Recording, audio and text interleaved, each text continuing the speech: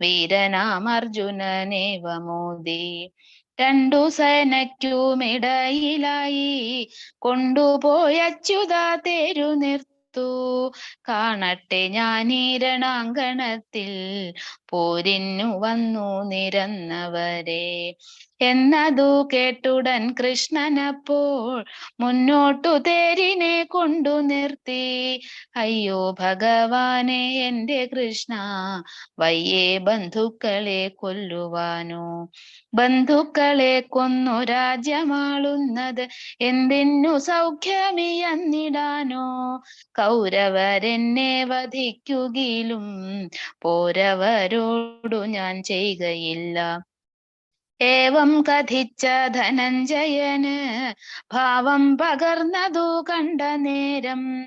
ഭാവജ്ഞനാം ഭഗവാൻ മുകുന്ദൻ ഈ വണ്ണമോദിനാൻ സാവധാനം.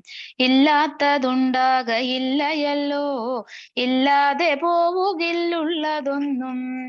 ദേഹിക്കു നാശമുണ്ടാകയില്ല, ദേഹം നശിച്ചിടുമെന്നാലും. ആരെയും ആത്മാവ് കൊല്ലുകില്ല, ആരാലും കൊല്ലപ്പെടുന്നുമില്ല. വസ്ത്രം പഴയതുപേക്ഷിച്ചിട്ട് പുത്തൻ ധരിപ്പതു പോലെയത്രേ. ജീർണിച്ച ദേഹം ത്യജിച്ചു ദേഹി തൂർണം ധരിക്കുന്നു വേറെ ദേഹം. ആത്മാവെ അഗ്നി ദഹിപ്പിക്കില്ല, ആത്മാവലിഞ്ഞു പോകുന്നതല്ല. ആത്മാ ജനിച്ചു മരിക്കുമെന്നാണാത്മാവിൽ നീ കരുതുന്നതെങ്കിൽ, തിണ്ണം ജനിച്ചവൻ ചാകുമെന്നും തിണ്ണം മരിച്ചവൻ ജാതനെന്നും. നന്നായറിഞ്ഞു നീ സ്വസ്വകർമ്മം സംശയം കൂടാതെ ചെയ്യുകയെല്ലാം. കർമ്മം ചെയ്യുവാൻ അധികാരി നീയാം, കർമ്മഫലമതിലോർത്തിടൊല്ല. കർമ്മഫലത്തിനു ഹേതുവായോ കർമ്മം ചെയ്യാതെയോ വാണിടൊല്ല. പത്തിന്ദ്രിയങ്ങളും കീഴടക്കി ഒത്ത മനസ്സുമേകാഗ്രമാക്കി പുണ്യപാപങ്ങൾ ഉപേക്ഷിച്ചിട്ട് തുല്യബുദ്ധിയോടെ വാണിടേണം. കർമ്മഫലത്തിനു മോഹിയാതെ കർമ്മങ്ങൾ ചെയ്ക ഈശ്വരാർപ്പണമായി. ഇങ്ങനെ ഓരോരോ തത്വമോദി ഭംഗിയായി പാർത്ഥനെ ബുദ്ധനാക്കി. വിശ്വാസം കൂടുവാൻ ദേവദേവൻ വിശ്വരൂപം കാട്ടി നിന്നു തേരിൽ. എല്ലാറ്റിലുമെല്ലാം ഞാനാണെന്നും എല്ലാം എന്നിലെന്നും കണ്ടിടേണം. നൂലിൽ മണികൾ പോൽ എന്നിലെല്ലാം ചേലിൽ കോർത്തുള്ളതാണോർത്തിടേണം. സാക്ഷാൽ ഭഗവാനിൽ നിന്നിവണ്ണം തത്വാർത്ഥമെല്ലാം ഗ്രഹിച്ച നേരം. ഭക്തപ്രിയ കരുണാംബുരാശേ വക്തവ്യമല്ലാത്ത വൈഭവമേ. താവകാനുഗ്രഹം ഹേതുവായൻ ശോകമോഹങ്ങൾ അകന്നുവല്ലോ. പങ്കജനാഭ നിന്നാജ്ഞ പോലെ ശങ്ക കൂടാതെ ഞാൻ ചെയ്തു കൊള്ളാം. ഇത്തം പറഞ്ഞെഴുന്നേറ്റു വേഗം പാർത്ഥൻ സ്വധർമ്മം നടത്തിക്കൊണ്ടാൻ. ദുര്യോധനാദി ശത്രുക്കളെയും നിഗ്രഹം ചെയ്തു ജയം വരുത്തി. ഒന്നു ശ്രമം ചെയ്ത നേരം ദൈവം നന്നായി സഹായിച്ചു പൂർണ്ണമാക്കി. എങ്ങു യോഗേശ്വരൻ കൃഷ്ണനുണ്ടോ, എങ്ങു ധനുർധരൻ പാർത്ഥനുണ്ടോ. അങ്ങു വിജയ ശ്രീമംഗളങ്ങൾ തങ്ങുമീ മന്ത്രം ജപിച്ചു കൊൾവിൻ. ശ്രീശൻ ഭഗവാന്റെ ഗീത വേഗം ലേശം വിടാതെ പഠിച്ചു കൊൾവിൻ. ഗീത പഠിക്കുന്ന വീട്ടിലെല്ലാം ശ്രീദേവി വന്നു വിളങ്ങി കാണാം. ഗീതപാഠം ചൊല്ലി കേട്ടുവെന്നാൽ ബോധമുണ്ടായിടും വൃക്ഷങ്ങൾക്കും. സർവചരാചരങ്ങൾക്കിതിനാൽ സർവത്ര മംഗളം വന്നിടട്ടെ. സർവചരാചരങ്ങൾക്കിതിനാൽ സർവത്ര മംഗളം വന്നിടട്ടെ. സർവത്ര മംഗളം വന്നിടട്ടെ. സർവത്ര മംഗളം വന്നിടട്ടെ. ഹരേ Krishna. Hare Krishna Mataji. Thank you Mataji. Hare Krishna. Krishna Mataji. Hare Krishna Dhanya Mataji. Hare Krishna. Thank you. Hare Krishna Mataji. Thank you. Hare Krishna. Hare Krishna Dhanya Mataji. Hare Krishna. Hare Krishna. 5 minute കൊണ്ട് സിന്ധു മാതാജി കണ്ടോ ഗീത പഠിപ്പിച്ചു തന്നത്. നമ്മള് 18 ദിവസം ഇരിക്കേണ്ട ആവശ്യമുണ്ടോ? ഹരേ കൃഷ്ണ. എനിക്കും അതന്നെ തോന്നി മാതാജി.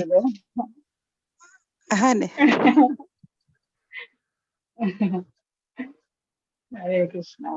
സ്റ്റാർട്ട് ചെയ്യാം നമുക്ക്. മാതാജി പറഞ്ഞത് കേട്ടില്ലായിരുന്നു മാതാജി. ഹരേ കൃഷ്ണ. ധന്യ മാതാജി.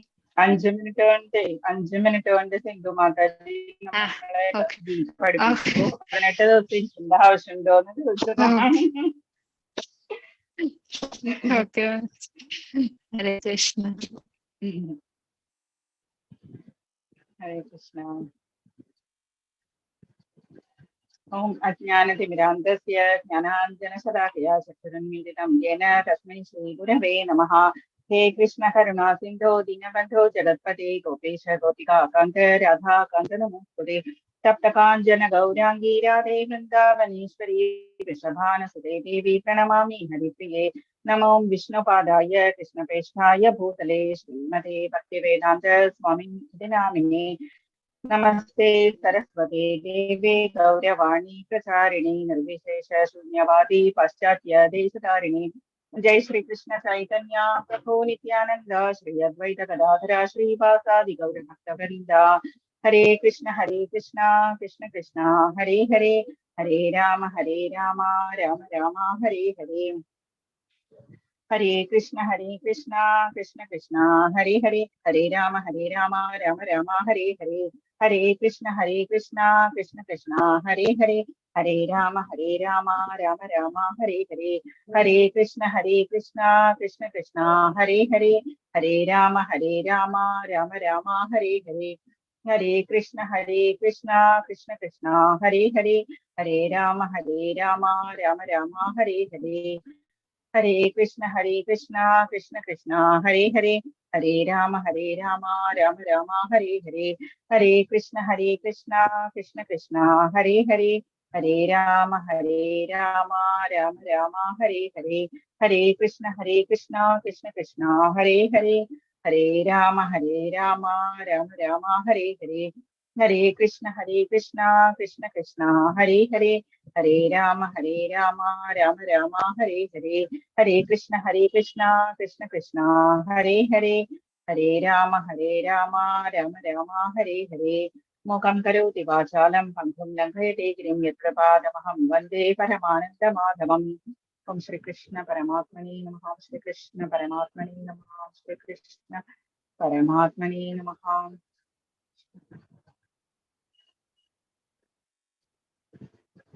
നമ ഓം വിഷ്ണുപദായ കൃഷ്ണപൃഷ്ഠായ ഭൂതലേ ശ്രീമതേ ഭക്തി വേദാന്ത സ്വാമി ഇതി നാമിനേ.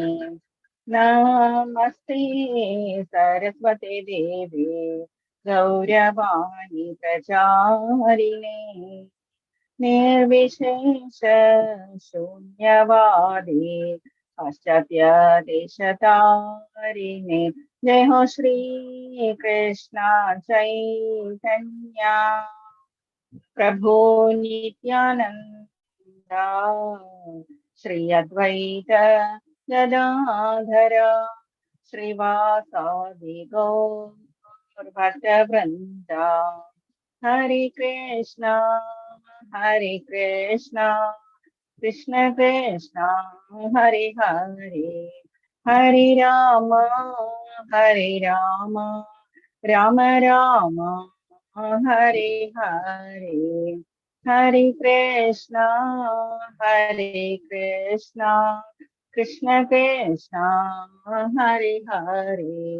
ഹരേ രാമ രാമ രാമ ഹരേ ഹരേ. Hare Krishna, Hare Krishna, Krishna Krishna, Hare Hare,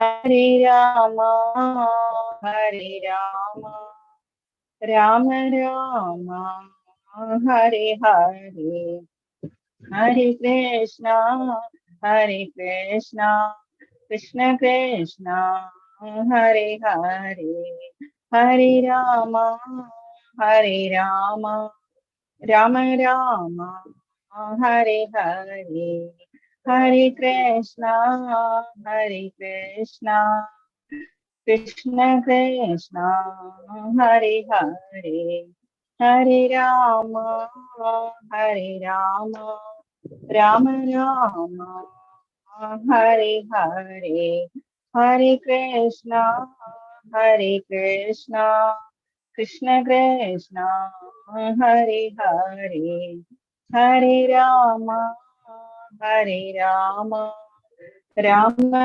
Rama, Hare Hare, Hare Krishna, Hare Krishna, Krishna Krishna, Hare Hare, Hare Rama, Hare Rama, Rama Rama, Hare Hare. Hare Krishna, everybody. Hare Krishna. Hare Krishna. Hare Krishna. Hare Krishna. Hare Krishna. Hare Krishna. Hare Krishna. Hare Krishna. Hare Krishna. Hare Krishna.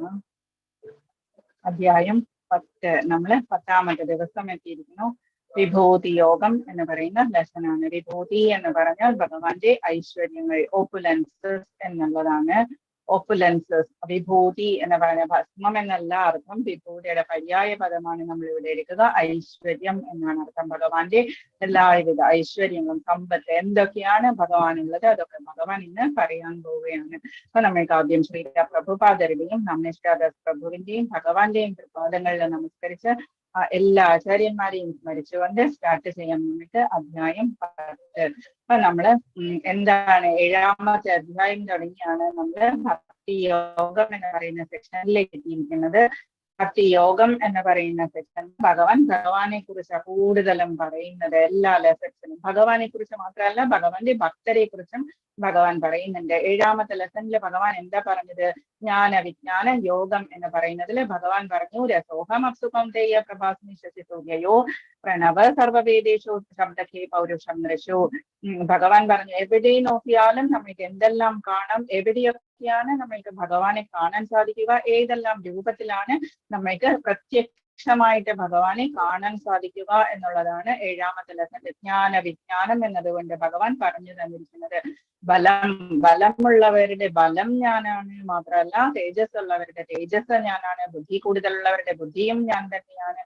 ഭഗവാൻ എന്തൊക്കെയാണ് പറഞ്ഞിരിക്കുന്നത്? രസോഹമപ്സുഖം തെയ്യ പ്രഭാസ്മി ശശിസൂര്യയോ, സൂര്യനും ചന്ദ്രനും എല്ലാം ഭഗവാന്റെ കണ്ണുകളാണ്. ഭഗവാനാണ് നമ്മൾക്ക് എല്ലാ ദിവസവും കാണാം, സൂര്യനെയും ചന്ദ്രനെയും ഒക്കെ. അതുപോലെ തന്നെ രസോഹമപ്സുഖം തെയ്യ, വെള്ളം കുടിക്കുമ്പോൾ ഓരോ ഡ്രോപ്പിലും ഭഗവാൻ തന്നെയാ ഉള്ളത്. ഭഗവാൻ പറഞ്ഞിരിക്കുന്നു, പ്രണവ സർവവേദേഷു, ഓം എന്ന മന്ത്രത്തിലും ഞാൻ തന്നെയാണ് ഇരിക്കുന്നത്. ശബ്ദഖേ പൗരുഷം നൃശു, എന്ത് സൗണ്ട് കേട്ടാലും അത് ഭഗവാൻ തന്നെയാണ്. പൗരുഷം നൃശു, നരനിലെ പൗരുഷവും ഭഗവാൻ തന്നെയാണ് എന്ന് ഭഗവാൻ പറഞ്ഞിരിക്കുന്നു. 8ാമത്തെ അക്ഷര ബ്രഹ്മ യോഗം എന്ന് പറഞ്ഞ ലെസണില് ഭഗവാൻ പറഞ്ഞിരിക്കുന്നത് പരമപദ പ്രാപ്തി എങ്ങനെയാണ് നമ്മൾക്ക് കിട്ടുക എന്നുള്ളതിനെ കുറിച്ച്. ലാസ്റ്റ് മൊമെന്റ്സ് എങ്ങനെയാണ് നമ്മൾ സ്പെൻഡ് ചെയ്യേണ്ടത്, ലാസ്റ്റ് മൊമെന്റ്സ് ഭഗവാനിൽ തന്നെ മനസ്സ് ഉറക്കണം എന്നുണ്ടെങ്കിൽ നമ്മൾ ലൈഫ് എന്ത് ചെയ്യണം? നമ്മൾ പ്രാക്ടീസ് ചെയ്യണം. ബൈ പ്രാക്ടീസ് അഭ്യാസേന തുകം തെയ്യ വൈരാഗ്യേന സിദ്ധ്യതേ. അഭ്യാസം കൊണ്ടാണ് നമ്മൾക്ക് ഭഗവാനെ ഓർമ്മ വരിക. ലാസ്റ്റ് മൊമെന്റ്സിൽ എത്രയധികം ടേസ്റ്റ് തോന്നിയില്ല എന്നുണ്ടെങ്കിൽ പോലും നമ്മൾ നാമം ജപിക്കുക. നാമത്തിൽ നമ്മൾക്ക് ടേസ്റ്റ് ഉണ്ടായി വരും.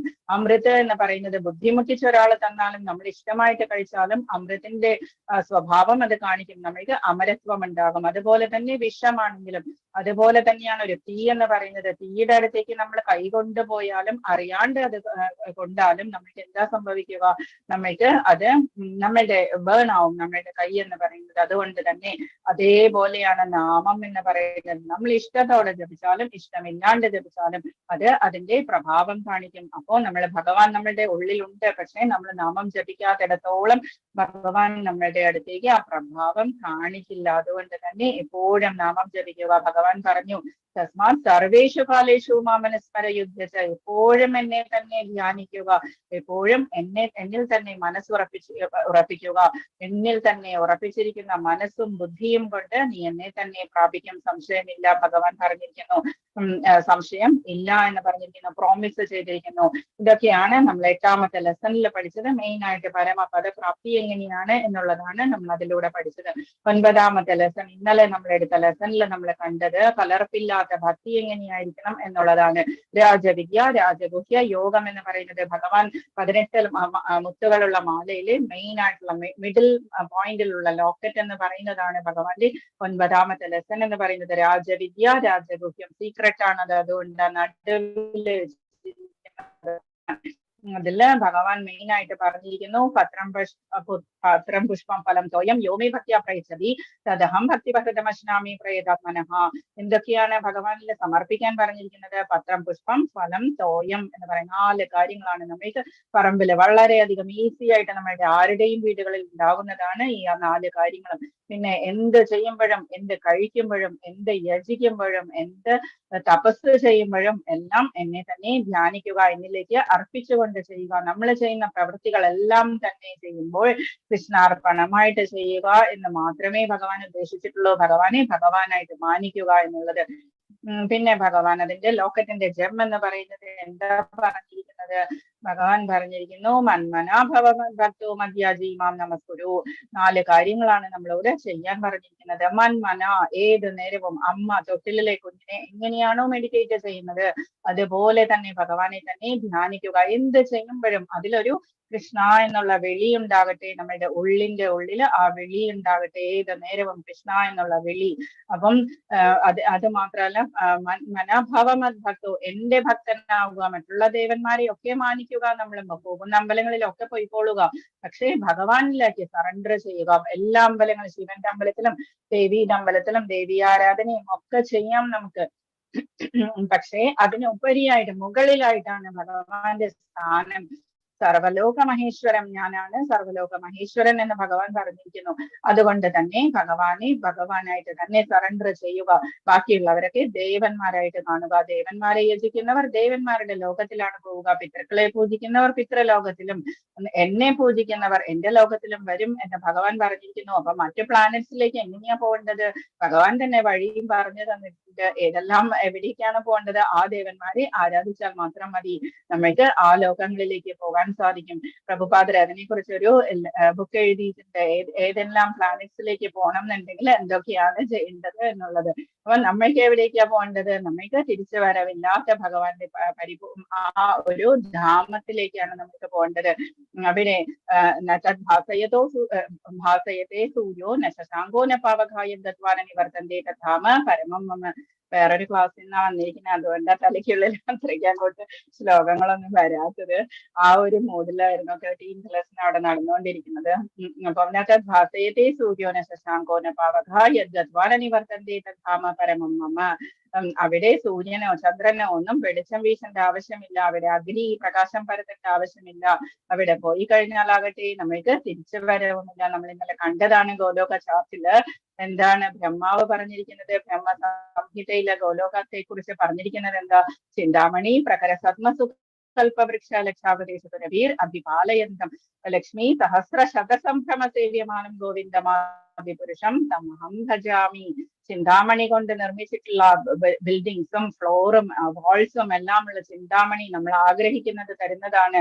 അതുപോലെ തന്നെ ലക്ഷാവൃതേഷു സുരഭീർ അഭിപാലയനം, കൽപ്പവൃക്ഷങ്ങൾ ലക്ഷം കൽപ്പവൃക്ഷങ്ങളാണ്. കൽപ്പവൃക്ഷത്തിന് ചുവട്ടില് പോയി നിന്നിട്ട് നമ്മൾ ചോദിക്കുന്നത് തരുന്നതാണ്. അതുപോലെ തന്നെ സുരഭി പശുവും ചോദിക്കുന്നത് ചുരത്തുന്നതാണ്. സുരഭി പശു എന്ന് പറയുന്നത് ലക്ഷ്മി സഹസ്ര ശതസംഭ്രമ സേവ്യമാനം, 1000 ഗോപിമാർ അല്ലെങ്കിൽ ലക്ഷ്മിമാർ ഗോപന്മാര് ഓടി നടന്നിട്ട് ആ സംഗമത്തോടുകൂടി ഭഗവാനെ സേവിക്കുന്നത്. അങ്ങനെയുള്ള ഗോലോകമാണ് ആരെ കണ്ടത്? ബ്രഹ്മാവും ബാക്കിയുള്ളവരൊക്കെ പോയി കണ്ടത്. ഭൂമിദേവിയും ഒക്കെ നമ്മള് ആ സ്റ്റോറി ഇന്നലെ പറഞ്ഞിട്ടുണ്ടായിരുന്നു. പിന്നെ ഭഗവാൻ പറഞ്ഞു, രാജവിദ്യ എന്തുകൊണ്ടാ പറയുന്നത്? നിനക്ക് എന്നിൽ അസൂയയില്ലാത്തത് കൊണ്ടാണ്. അപ്പൊ നമ്മൾക്ക് അസൂയ എന്ന് പറയുന്ന envy എന്ന് പറയുന്നത് നമുക്ക് ഇല്ലാതിരിക്കുക. എന്തുകൊണ്ടാ? വേറൊരാൾക്ക് എന്തെങ്കിലും കഴിവുകൾ കൂടുതൽ ഉണ്ടെങ്കിൽ ബലം ബലവതാമസി തേജസ് തേജസ് വിനാമഹം ഭഗവാൻ തന്നെ പറഞ്ഞിരിക്കുന്നു. ഞാൻ അവരിൽ ആ അംശം എന്ന് പറയുന്നത് എന്റെ അംശം, ഞാനാണ് അത് കൊടുക്കുന്നത്. അപ്പൊ അവർക്ക് അതിനനുസരിച്ചിട്ട് അവര് നല്ല നല്ല കാര്യങ്ങൾ കഴിഞ്ഞ ജന്മത്തിൽ ചെയ്തിട്ടുണ്ടാകും. അതുകൊണ്ട് അവർക്ക് ഇത്രയധികം സമ്പത്തും ഇത്രയധികം കഴിവും എന്നൊക്കെ മനസ്സിലാക്കി നമ്മള് കോമ്പീറ്റ് ചെയ്യാതിരിക്കുക. നമ്മൾക്ക് കോമ്പീറ്റ് ചെയ്യാനുള്ള അർഹതയില്ല. ഓരോരുത്തരും ഭഗവാന്റെ സൃഷ്ടിയാണ്, യുണീക്കാണ്. ഓരോരുത്തരുടെയും ബുദ്ധിയും അതിന്റെ ആ കഴിവുകളും എല്ലാം ഡിഫറെന്റ് ആണ്. ഓരോരുത്തർക്കും സൗന്ദര്യമാണെങ്കിലും ബുദ്ധിയാണെങ്കിലും എന്തു തന്നെയാണെങ്കിലും ഡിഫറെന്റ് ആണ്. കിട്ടിയതിൽ സന്തോഷിക്കുക. സന്തുഷ്ടോ ഏനക്കേനച്ചിത്, കിട്ടിയത് എന്തൊക്കെയാണോ അതിൽ നമ്മൾ സന്തോഷിക്കുക. ഒരു മാതാജി എപ്പോഴും കംപ്ലൈന്റ് ചെയ്യായിരുന്നു, ഞാൻ എല്ലാ ദിവസവും അമ്പലത്തിൽ പോകും, പക്ഷെ എനിക്കെന്താ ഒരു നന്മ വരാത്തത് എന്ന് പറയാറുണ്ടായിരുന്നു. അപ്പം ആ ലേഡിയോട് ഗുരുജി എന്താ പറഞ്ഞിരിക്കുന്നത് എന്നറിയോ? നിങ്ങൾക്ക് ഇപ്പൊ ധരിച്ചിരിക്കുന്ന വസ്ത്രവും നിങ്ങൾ പോകുന്ന വീടും നിങ്ങളുടെ ചുറ്റുപാടുമുള്ള ആളുകളും നിങ്ങളുടെ കുട്ടികളോ അല്ലെങ്കിൽ ആരൊക്കെയാണ് നിങ്ങളുടെ ഉള്ളത്, അവരൊക്കെ നിങ്ങളിപ്പോ അർഹിക്കുന്നുണ്ടോ എന്നുള്ളതാണ് നമ്മൾ നോക്കേണ്ടത്. നമ്മളിപ്പോ ഒരു കാറ് വാങ്ങിക്കണം, വലിയ കാറ് വാങ്ങിക്കുമ്പോൾ നമ്മൾ ഓൾറെഡി നോക്കും നമ്മുടെ കർപ്പൂർസിലായി കിടക്കാനുള്ള സൗകര്യം ഉണ്ടോ, അതല്ലെങ്കിൽ നമ്മൾ അതിന് സൗകര്യം ഉണ്ടാക്കും. അതുപോലെ തന്നെ ഭഗവാന്റെ ഐശ്വര്യങ്ങൾ നമ്മളിലേക്ക് വരണം എന്നുണ്ടെങ്കിൽ ഷുവറായിട്ടും നമ്മൾക്ക് അതിന് അർഹത വേണം. അതിന് വേണ്ടിയിട്ടാണ് എന്ത് ചെയ്യേണ്ടത്? നാമജപം ചെയ്യേണ്ടത്. അതിന് നമ്മൾ ട്യൂണോ അല്ലെങ്കിൽ പാട്ട് പാടുക, കീർത്തനം ചെയ്യുക, അതുപോലെയുള്ള കാര്യങ്ങളൊക്കെ നമ്മൾ ചെയ്യുക. ട്യൂണോ അല്ലെങ്കിൽ അതുപോലെയുള്ള കാര്യങ്ങളൊന്നും നമ്മൾ നോക്കേണ്ട ആവശ്യമില്ല. നമ്മള് വൃന്ദാവനത്തിൽ ഒരു രാധാരമൺ ടെമ്പിൾ ഉണ്ട്. രാധാരമൺ എന്ന് പറഞ്ഞ DT ചെറിയതാണ്, ഇത്രയേ ഉള്ളൂ വിഗ്രഹം. അപ്പം വൃന്ദാവനത്തിലാണ് രാധാരമൺ. ഗോപാൽ ഭട്ട ഗോസ്വാമികളുടെ കയ്യിലുണ്ടായിരുന്ന സാളിഗ്രാമം അവിടെ ഒരാള് വന്നു ഇങ്ങനെ ധാരാളം ആഭരണങ്ങളൊക്കെ കൊണ്ട് എല്ലാ വിഗ്രഹങ്ങൾക്കും ആഭരണങ്ങളൊക്കെ ഉണ്ടാക്കുന്ന ഒരാള് അയാൾ വന്നിട്ട് പറഞ്ഞു, ഗോപാൽ ഭട്ട ഗോസ്വാമികളോട് പറഞ്ഞു, നിങ്ങളെ എന്താ വാങ്ങിക്കാത്തത്? ഒന്നും വാങ്ങിക്കാത്തത്? ഭഗവാന് ചേർത്താനുള്ള മാലയോ അല്ലെങ്കിൽ ഇത് മയിൽപീലി കൊണ്ടുള്ള കിരീടമോ ഒന്നും എന്താ വാങ്ങിക്കാത്തേന്ന് ചോദിച്ചപ്പോ ഗോപാൽ ഭട്ട ഗോസ്വാമികൾക്ക് വളരെ വിഷമം തോന്നി. കയ്യിലുള്ളത് ആകെ സാളിഗ്രാമങ്ങളാണ്, 12ഓളം ശിലകളാണ്. ഗണ്ഡകി നദിയിലുണ്ടാകുന്ന, നേപ്പാളിലെ ഗണ്ഡകി നദിയിലുണ്ടാകുന്ന ശിലകളാണ് സാളിഗ്രാമം എന്ന് പറഞ്ഞിട്ടുള്ളത്. അതിൽ ഓരോരോ ചിഹ്നങ്ങൾ ഉണ്ടാകും. അതനുസരിച്ചിട്ടാണ് അത് ഇന്ന ദൈവത്തിന്റെ എന്ന് പറയുക. നമ്മൾ ഏതാണ് അതിന്റെ ദേവൻ എന്ന് പറയുക. അപ്പം അങ്ങനെ ഇരിക്കുന്ന സമയത്ത് ഗോപാൽ ഭട്ട ഗോസ്വാമികൾക്ക് വളരെ വിഷമം തോന്നി. അപ്പൊ ആ കൊണ്ടുവന്നിരിക്കുന്ന ആള് കുറച്ച് ആഭരണങ്ങളും എല്ലാം ഇവിടെ വെച്ചിട്ട് പോയി, എനിക്കൊന്ന് കാണണം എന്നുണ്ട്, നിങ്ങളൊന്ന് അലങ്കരിച്ച് കാണിക്കൂ എന്ന് പറഞ്ഞു. ഗോപാൽ ഭട്ട ഗോസ്വാമികൾ വിഷമിച്ചുകൊണ്ട് ഉറങ്ങിക്കഴിഞ്ഞ രാവിലെ എഴുന്നേറ്റ് നോക്കിയപ്പോഴെന്താ അത് വിഗ്രഹമായിട്ട് മാറിയിരിക്കുന്നു. നമ്മൾ ഉദ്ദേശിക്കുന്നത് ഭഗവാൻ ഇഷ്ടം, ഭഗവാൻ അതൊക്കെ ചാർത്തി കാണാൻ ഭഗവാനും ഇഷ്ടം തന്നെയാണ്. നമ്മൾക്ക് എന്താണ് ഇഷ്ടം അതാണ് ഭഗവാന്റെ ഇച്ഛ എന്ന് പറയുന്നത്. അഹം ഭക്ത പരാധീന, ഭഗവാൻ ഭക്തന് അധീനനാണ്. ദുർവാസാവിനോട് പറഞ്ഞു, ഞാൻ ഭക്തന് അധീനനാണ് എന്ന് പറഞ്ഞിരിക്കുന്നു. ഒന്നാലോചിച്ച് നോക്കൂ, ഇത്രയും യൂണിവേഴ്സ് സൃഷ്ടിച്ച സ്വാമി ജഗന്നാഥ സ്വാമി നമ്മളുടെ അധീനനാണ് എന്ന് പറയുന്ന ആ ഒരു കാരുണ്യം ഒന്ന് ആലോചിച്ച് നോക്കൂ. നമ്മൾ പറയുന്നത് ചെയ്യുക എന്ന് പറയുന്നത് ജസ്റ്റ് നമ്മൾ സറണ്ടർ ചെയ്യുക മാത്രം. എന്നിട്ട് നന്നായിട്ട് അലങ്കരിച്ചു ആ രാധാരമണിനെ. നെക്സ്റ്റ് ഡേ നന്നായിട്ട് അലങ്കരിച്ചു. അതിനുശേഷം ആ രാധാരമൺ ടെമ്പിള് ഒരു പൂജാരി ഉണ്ടായിരുന്നു. എല്ലാ ദിവസവും ഭാഗവതം ഒരു ലെസൺ വെച്ചിട്ട് വായിക്കും. എന്നിട്ട് പറയും, ഭഗവാനെ നിനക്ക് കേൾക്കാനാ ഞാൻ വായിക്കുന്നേ എന്ന് പറഞ്ഞിട്ട് വായിക്കും. മധ്യാഹ്ന പൂജ കഴിയുന്ന സമയത്ത് ഇരുന്ന് വായിക്കും. അങ്ങനെ കുറെ വർഷം കഴിഞ്ഞു, 40ഓളം വർഷം കഴിഞ്ഞപ്പോഴേക്കും ഈ ആൾക്ക് പ്രായമായി കഴിഞ്ഞപ്പോഴേക്കും കുറച്ചൊരു അവിടെ കണ്ണിനൊരു ബുദ്ധിമുട്ടൊക്കെ തോന്നി വായിക്കാനായിട്ട്. ഞാൻ ഇരിക്കുന്ന ഒരു ദിവസം കുറച്ച് ഇരുട്ടുള്ള ദിവസം, അപ്പം വായിക്കാൻ ഇത്തിരി ബുദ്ധിമുട്ട് തോന്നിയത് കൊണ്ട് തന്നെ മകനോട് പറഞ്ഞു, ഒന്ന് വായിക്കോ, ഇന്നലെ നമ്മൾ 32ാമത്തെ സ്റ്റോറിയാ വായിച്ചത്, ലെസനാ വായിച്ചത്, നീ ഇന്ന് 33ാമത്തെ വായിക്കൂ എന്ന് പറഞ്ഞു. ആ പയ്യനാണെങ്കിലോ നന്നായിട്ട് വായിച്ചു, പക്ഷെ 32ാമത്തെ സ്റ്റോറി തന്നെയാ വായിച്ചത്. അപ്പം അന്ന് രാത്രി ഭഗവാൻ സ്വപ്നത്തിൽ വന്നു, ഈ പൂജാരിയുടെ സ്വപ്നത്തിൽ വന്നിട്ട് പറഞ്ഞു, അങ്ങനെ അല്ലായിരുന്നല്ലോ, ഇന്നാണ് എത്രയോ വർഷങ്ങൾ ഇന്നൊരു തീറ്റ് കേട്ടത്, അതേ ലെസൺ വായിച്ചു. ഇങ്ങനെയല്ലല്ലോ, എനിക്ക് തൃപ്തിയായില്ല, ഇങ്ങനെയല്ലല്ലോ നമ്മൾ തമ്മിലുള്ള എഗ്രിമെന്റ്. നീ വായിക്കും, ഞാൻ കേൾക്കും, എനിക്ക് കേൾക്കാൻ വേണ്ടിയിട്ട് നീ വായിക്കും എന്നതായിരുന്നില്ലേ നമ്മൾ തമ്മിലുള്ള എഗ്രിമെന്റ് എന്ന് ചോദിച്ചു. നിനക്ക് എങ്ങനെയാണെങ്കിലും നിനക്ക് വായിക്കാനുള്ള ശക്തി ഞാൻ തരാം, നീ തന്നെ വായിക്കണം എന്ന് ഭഗവാൻ പറഞ്ഞു. ഭഗവാന്റെ കാരുണ്യം എന്ന് പറയുന്നത് കലർപ്പില്ലാത്ത ഭക്തിയാണ്. നമ്മൾ ഇന്നലെ രാജഗുഹ്യ യോഗം എന്നതിലൂടെ കണ്ടത്. നമ്മൾക്ക് വേണ്ടതും കലർപ്പില്ലാത്ത ഭക്തിയാണ്. അതെങ്ങനെയാണ് ഉണ്ടാവുക? നമ്മളെ കൂടുതൽ ഭക്തരെ കുറിച്ച് വായിക്കുക, സ്ക്രിപ്റ്റ്സ് വായിക്കുക, നമ്മള് ഭാഗവതം വായിക്കുക, ഭഗവത്ഗീത എപ്പോഴും ചൊല്ലുക. ഗീതാധ്യയനശീലസ്യ പ്രാണായാമ പരത്തിച്ച് നൈവ സന്ധിഹി പാപാനി പൂർവജന്മ കൃതാനിച്ച്. പ്രാണായാമത്തോടു കൂടി തന്നെ, പ്രാണായാമം ചെയ്യുന്നത് പോലെ തന്നെ നമ്മൾ ഗീതാധ്യയനവും ശീലമാക്കുക. ഇത് നമ്മളുടെ കയ്യിലെ നമ്മൾക്ക് വേണ്ടിയിട്ടുള്ള അഡ്വൈസസ് ആണ്, ഭഗവാൻ തരുന്ന അഡ്വൈസസ് ആണ്. അപ്പൊ നമ്മൾക്ക് ഇന്ന് ഇതൊക്കെയാണ് നമ്മൾ ഇന്നലത്തെ ലെസണിൽ കണ്ടത്. ഇന്ന് നമുക്ക് വിഭൂതി യോഗം എന്ന് പറയുന്ന ഭഗവാന്റെ ഐശ്വര്യങ്ങളെ കുറിച്ച്. ഇതിൽ നമ്മൾക്ക് നാരദരെ കാണാം, മാർക്കണ്ഡേയനെ കാണാം, അതുപോലെ തന്നെ രുദ്രനെ കാണാം. എല്ലാ ഇതും നമ്മൾക്ക് ഇതിലൂടെ കാണാം. നമ്മൾ കേട്ടിട്ടുള്ളതെല്ലാം, ഗരുഡനുണ്ട്, സിംഹമുണ്ട്, ഇതെല്ലാം ഉണ്ട് നമ്മൾക്ക്. ഇതൊക്കെയാണ് ഭഗവാനിന് പറയാൻ പോകുന്നത്. ഇത് നമ്മൾ കഴിഞ്ഞതാണ്.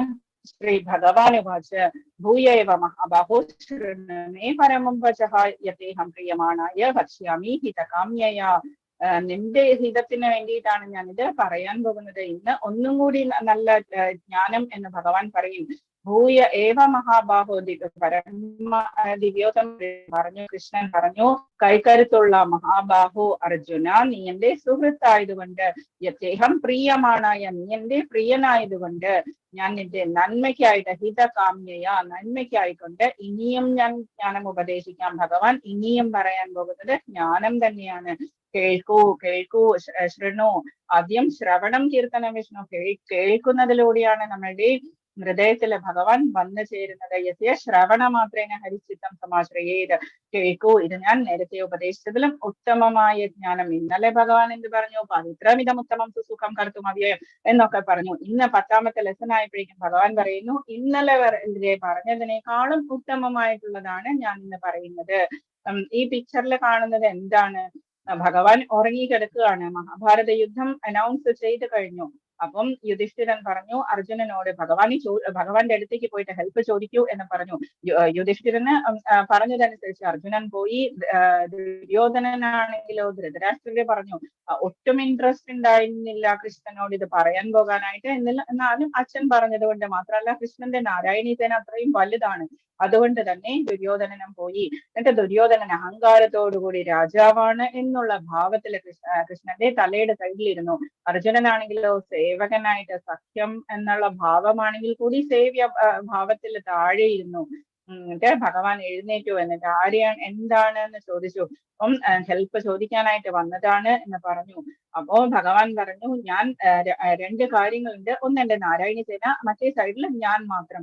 എന്താ വേണ്ടത്? നിങ്ങൾക്ക് ഫിക്സ് ചെയ്യാം എന്ന് പറഞ്ഞു. ഞാൻ മാത്രം എന്ന് പറഞ്ഞത്, ഞാൻ യുദ്ധവും ചെയ്യില്ല, ആയുധവും കയ്യിലെടുക്കില്ല എന്ന് പറഞ്ഞു. അപ്പം ദുര്യോധനൻ ആലോചിച്ച് നോക്കിയപ്പോഴെന്താ, ആയുധമെടുക്കാത്ത കൃഷ്ണനെ എനിക്ക് എന്തിനാ എന്ന് വിചാരിച്ചിട്ട് നാരായണീ സേന ചോദിച്ചു. അർജുനനാണെങ്കിലോ, ഭഗവാനെ നീ ആയുധം എടുക്കേണ്ട, ഒന്നും വേണ്ട, നീ മാത്രം മതി എന്ന് പറഞ്ഞു. ആ ഭാവമുള്ളത് കൊണ്ട് തന്നെ അവര് ജയിക്കുകയും ചെയ്യും. ഭഗവാനുള്ളിടത്ത് ജയം ഷുവർ ആണ്. അതുകൊണ്ട് തന്നെ ദുര്യോധനൻ എത്രയോ കോട്ടി ഇതുള്ള നാരായണീ സേനയാണ് കൊണ്ടുപോയത്. അവരെ ആർക്കും തോൽപ്പിക്കാൻ സാധിക്കില്ല. എന്നിരുന്നാൽ പോലും ഭഗവാൻ കൂടെ ഇല്ലാത്തത് കൊണ്ട് എല്ലാം 0-0 ആയിട്ട് മാറി. നമ്മൾ എന്ത് കാര്യം ചെയ്താലും അതിന്റെ വാല്യൂ 0 ആയിരിക്കും. അതിന്റെ എത്ര 0 ആണെങ്കിലും അതിന്റെ മുൻപില് 0 ഇട്ട് പോകാമെന്ന് മാത്രമേ ഉള്ളൂ. പക്ഷെ എല്ലാത്തിന്റെയും മുൻപില് നമ്മൾ കൃഷ്ണനെ വെച്ച് കഴിഞ്ഞാൽ മാത്രമേ അതിനൊരു വാല്യൂ ഉണ്ടാവുള്ളൂ. 1 എന്ന് പറയുന്ന ഒരു പൂർണ്ണം എന്ന് പറയുന്ന ഒരു നമ്പർ അതിന്റെ മുൻപിലിട്ടാൽ മാത്രമേ പിന്നെയുള്ള 0കൾക്ക് വില ഉണ്ടാവുള്ളൂ. നമേ വിദോ സുരഗണ പ്രഭവം ന മഹർഷയഹാഹമാദർഹി ദേവാന മഹർഷീനാം ച സർവശഃ. ഭഗവാൻ പറയുന്നു, എന്റെ ഉൽപ്പത്തി, വിഭൂതി എന്നിവയെ പറ്റി ദേവന്മാർക്കോ ഋഷികൾക്കോ അറിഞ്ഞുകൂടാ. ഏതു വിധത്തിലും അവരുടെ എല്ലാം ഉത്ഭവസ്ഥാനം ഞാനാണ്. ഭഗവാൻ പറയുന്നു ഇതില് എല്ലാത്തിന്റെയും അഹം ആദിർഹി ദേവാന. ഭഗവാൻ തന്നെ പറയുന്നു, ഞാനാണ് ആദ്യം ഉണ്ടായത്. അങ്ങനെ ഇരിക്കുമ്പോൾ ഇത് ദേവകി ദേവി ഇരിക്കുന്ന ജയിലാണ്. ദേവകി ദേവിയുടെ വയറ്റിനുള്ളില് ഭഗവാൻ ഉണ്ട്. ഭഗവാൻ ഉണ്ടാവാൻ പോകുന്നു. പ്രസവിക്കാറായിരിക്കുന്ന ദേവകി ദേവിയുടെ അടുത്ത് എല്ലാ ദേവന്മാരും പോയി.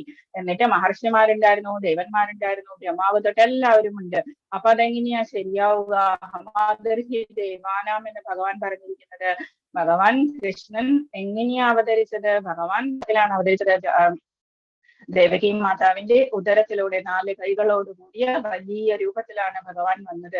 ഭഗവാൻ അവതാരിയാണ്, ഭഗവാൻ അവതാരമല്ല. അതുകൊണ്ടാണ് ഭഗവാൻ അങ്ങനെ പറയുന്നത്. ഭഗവാൻ ഓൾറെഡി ഭൂലോകത്തിൽ നിന്ന് അതേപോലെ വന്നിരിക്കുന്നതാണ്. അപ്പം എന്താ അവർ ആദ്യം പേരിട്ടിരിക്കുന്നത്? ഭഗവാന് സത്യം എന്നാ പറഞ്ഞിരിക്കുന്നത്.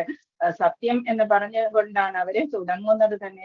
ഇത് സ്തുതി എന്ന് പറയുന്നത് ദേവകി ദേവിയെയും സ്തുതിച്ചുകൊണ്ട്, വയറ്റിനുള്ളിൽ ഉള്ള കൃഷ്ണനെയും സ്തുതിച്ചുകൊണ്ട് അവര് പോയതാണ്. അപ്പൊ സത്യം എന്ന് പറയുന്ന വേർഡ് കൊണ്ട് അത് അബ്സല്യൂട്ട് ട്രൂത്ത് തന്നെയാണ് ഭഗവാനായിട്ട് വന്നിരിക്കുന്നത് എന്ന് പറഞ്ഞ് സമാധാനിപ്പിച്ചുകൊണ്ടാണ് അവര് പോയത്. അതുകൊണ്ടാണ് ഭഗവാൻ പറയുന്നത് അഹം ആദിർഹി ദേവാന മഹർഷി നാം സർവശഃ, എല്ലാവരുടെയും ഉൽപ്പത്തി സ്ഥാനം ഞാൻ തന്നെയാണ്. ഏതാം വിഭൂതിം യോഗം ച മമയോ വേതി തത്വതഃ സോ വികൽപേന യോഗേന യുജ്യതേ നാത്ര സംശയഃ.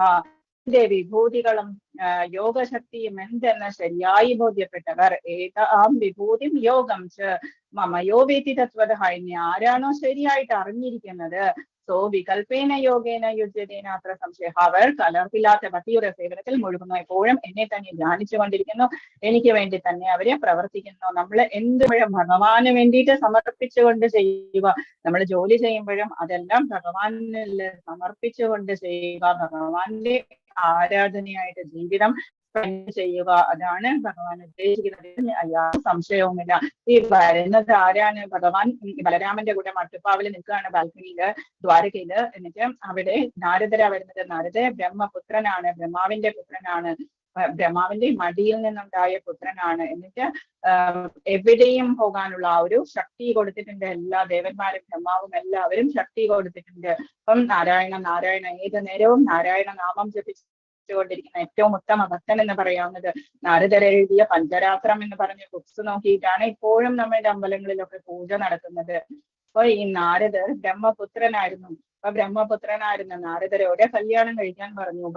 ബ്രഹ്മാവ് നാരദരെ പറഞ്ഞു, വേണ്ട, എനിക്ക് കല്യാണം കഴിക്കാൻ ഇൻട്രസ്റ്റ് ഇല്ല എന്ന് പറഞ്ഞപ്പോഴേക്കും അവിടെ ശപിച്ചിട്ട് ദേവലോകത്തേക്ക് വിട്ടു. താഴേക്ക്, ബ്രഹ്മലോകത്ത് നിന്ന് താഴേക്ക് ദേവലോകത്ത് പോയപ്പോഴേക്കും ദേവേന്ദ്രന്റെ അവിടെ പാട്ടുപാടുക എന്നുള്ളതായിരുന്നു ജോലി.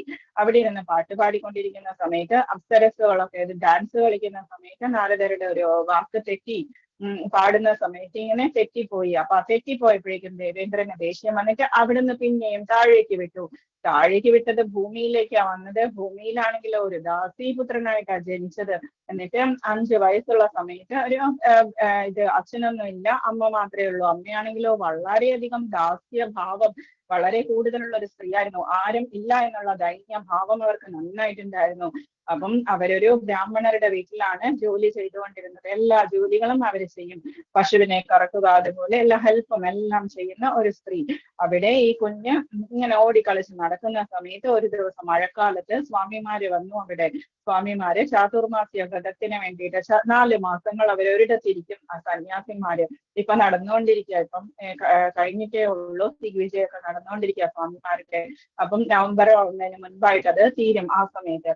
അപ്പം അങ്ങനെ ഇരിക്കുന്ന സമയത്ത് ഈ ചെറിയ കുട്ടി എല്ലാം ഹെൽപ്പ് ചെയ്യും. അവരെ കളിക്കാനൊന്നും പോകാതെ എപ്പോഴും ഹെൽപ്പ് ചെയ്തുകൊണ്ട് നടക്കും. അവർക്ക് എന്താ വേണ്ടത് ചോദിച്ച് അവർക്ക് ചെയ്തു കൊടുക്കും. ഇങ്ങനെ കണ്ട് അവസാനം അവരിൽ തന്നെ നല്ല ഭക്തി ഉണ്ടായി കുഞ്ഞിന്. അപ്പം അവരെന്ത് ചെയ്തു? അവരുടെ ഉച്ഛിഷ്ടം കൊടുക്കാൻ തുടങ്ങി. ഭക്ഷണം കഴിച്ചതിന്റെ ബാക്കി പ്രസാദം, മഹാപ്രസാദമായിട്ട് കൊടുക്കാൻ തുടങ്ങി. അത് കഴിക്കുന്നതോടുകൂടി ആ കുഞ്ഞിന്റെ ഉള്ളിൽ പോസിറ്റീവായിട്ട് മാറി തുടങ്ങി.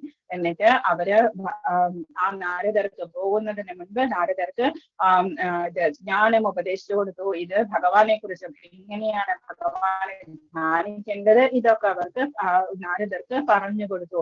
അപ്പം നാരദർക്ക് ആ ഭഗവാനിൽ നല്ല ഭക്തി ഉണ്ടായി. അങ്ങനെ ഇരിക്കുന്ന ഒരു ദിവസം അവര് പോയി കഴിഞ്ഞതിന് ശേഷം അമ്മ ഒരു ദിവസം വൈകുന്നേരം പശുവിനെ കറക്കാനായിട്ട് പുറത്തേക്ക് പോയി.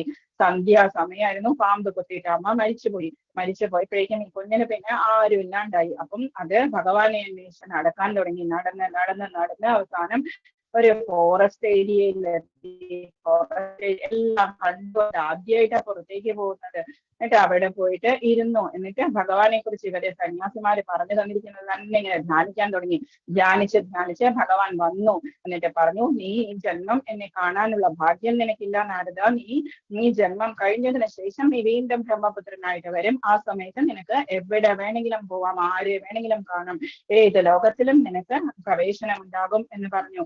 ആ ഒരു ഭക്തി കൊണ്ട് മാത്രം എന്തുണ്ടായി? വീണ്ടും ബ്രഹ്മപുത്രനായിട്ട് ജനിച്ചു. അങ്ങനെ എവിടെയും പോകാനുള്ള രാജർഷിയായിട്ട് മാറി. ആർക്കും ഉപദേശം കൊടുക്കാനുള്ള ആ ഒരു പവറും കിട്ടി നാരദർക്ക്. ജസ്റ്റ് ഭക്തി കൊണ്ട് മാത്രം ദേവദത്തമായിട്ടുള്ള വീണയില് സപ്തസ്വരങ്ങളും വായിച്ചുകൊണ്ട് എവിടെയും നടക്കുന്നുണ്ട്. മർത്യലോകത്തിലും എല്ലായിടത്തും പോകുന്നുണ്ട്.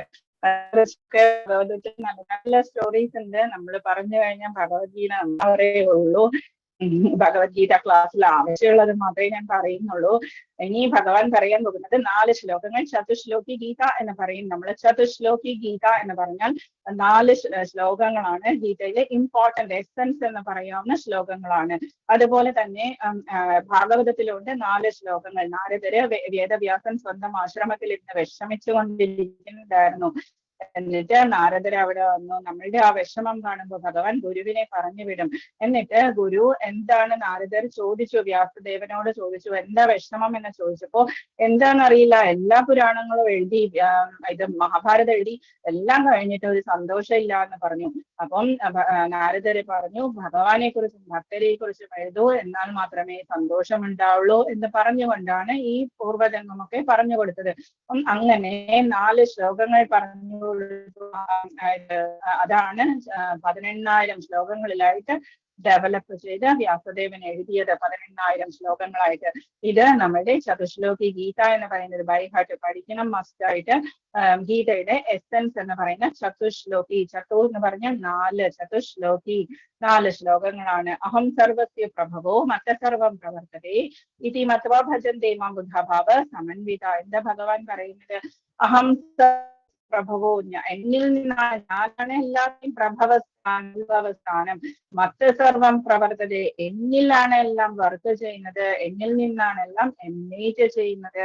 ഇതി മത്വാ ഭജന്തേ മാം, ഇത് മനസ്സിലാക്കുന്നവർ എന്നെ തന്നെ ഭജിക്കുന്നു. ബുദ്ധാഭാവ സമന്വിത, ഭക്തിയോടുകൂടി എന്നെ തന്നെ ആരാധിക്കുകയും ചെയ്യുന്നു. ഭക്തരെ കുറിച്ച് ആദ്യം ഭഗവാനെ കുറിച്ച് പറഞ്ഞു, അതിനുശേഷം ഭക്തരെ കുറിച്ചാണ് പറയുന്നത്. അഹം സർവസ്യ പ്രഭവോ, എല്ലാം എന്നിൽ നിന്ന് ഉത്ഭവിക്കുന്നത്. മത്ത സർവം പ്രവർത്തതേ ഇതി മത്വാ ഭജന്തേ മാം ബുദ്ധാഭാവ സമന്വിത. പൂർണ്ണമായി ഇതറിയുന്നവർ, ബുദ്ധിമാന്മാരായിട്ടുള്ളവർ എന്റെ സേവനത്തിൽ ഏർപ്പെടുകയും എന്നെ ഉള്ളഴിഞ്ഞ് ആരാധിക്കുകയും ചെയ്യുന്നു. ഏതു നേരവും നമ്മൾ എന്താ ചെയ്യണം എന്ന് ഭഗവാൻ പറയുന്നത്? ഭഗവാനെ തന്നെ ആരാധിക്കുക. ഇതെന്താ പറഞ്ഞിരിക്കുന്നത്? നാരായണ ബ്രഹ്മജായതേ, നാരായണ പ്രജാപതി പ്രജായതേ, നാരായണ ഇന്ദ്രോ ജായന്തേ, അഷ്ടാവസോ ജായന്തേ, ഏകാദശ രുദ്രാജായന്തേ, ദ്വാദശാദിത്യാ ജായന്തേ. എന്താണ് ഭഗവാൻ പറയുന്നത്? 30 മുക്കോടി ദേവന്മാർ എന്ന് നമ്മൾ പറയുന്നത് 33 തരം ദേവന്മാർ എന്നുള്ളതാണ്. 33 കോടി എന്ന് പറഞ്ഞാൽ തരം, ടൈപ്പ് എന്നാണ് അതിന്റെ അർത്ഥം. അപ്പം അതില് എല്ലാവരും പെടും. ഇതുപോലെയുള്ളത് ഏകാദശ രുദ്രന്മാരുണ്ട്, 11 രുദ്രന്മാരുണ്ട്, 12 ആദിത്യന്മാരുണ്ട്. നമ്മൾക്ക് സൂര്യന്മാർ 12 പേരാണ്, 12 പേരും രുദ്രന്മാർ 11 പേരും. അപ്പൊ എത്രയായി? പ്ലസ് അഷ്ടാവസുക്കളുണ്ട് നമ്മൾക്ക്, അഗ്നി, വരുണൻ, അതുപോലെയുള്ള ഉപദേവന്മാരെയൊക്കെയാണ് നമ്മൾ അഷ്ടാവസു എന്ന് പറയുന്നത്. പ്ലസ് 2 അശ്വിനി ദേവന്മാർ, വൈദ്യന്മാരായിട്ടുള്ള അശ്വിനി ദേവന്മാർ, സൂര്യപുത്രന്മാരായിട്ടുള്ള അശ്വിനി ദേവന്മാർ. ഇത്രയുമാണ് 33 കോടി, 33 ടൈപ്പ് എന്ന് പറയുന്നത്. അതാണ് ഭഗവാൻ ഇവിടെ പറഞ്ഞിരിക്കുന്നത്. അതിന് പുറത്തായിട്ട് ആരാ ഉള്ളത്? പ്രജാപതികളുണ്ട്, ബ്രഹ്മാവുണ്ട്. ഓക്കെ, നാരായണനിൽ നിന്ന് ബ്രഹ്മാവ് ജനിച്ചു, പ്രജാപതികൾ ജനിച്ചു, ഇന്ദ്രൻ ജനിച്ചു, 8 വസുക്കൾ ജനിച്ചു, നാരായണനിൽ നിന്ന് 11 രുദ്രന്മാർ ജനിച്ചു, 12 ആദിത്യന്മാരും ജനിച്ചു. ഇത്രയും പേരെ പറ്റിയാണ് ഭഗവാൻ ഈ പറഞ്ഞിരിക്കുന്നത്. 33 കോടി എന്ന് പറയുന്നത്.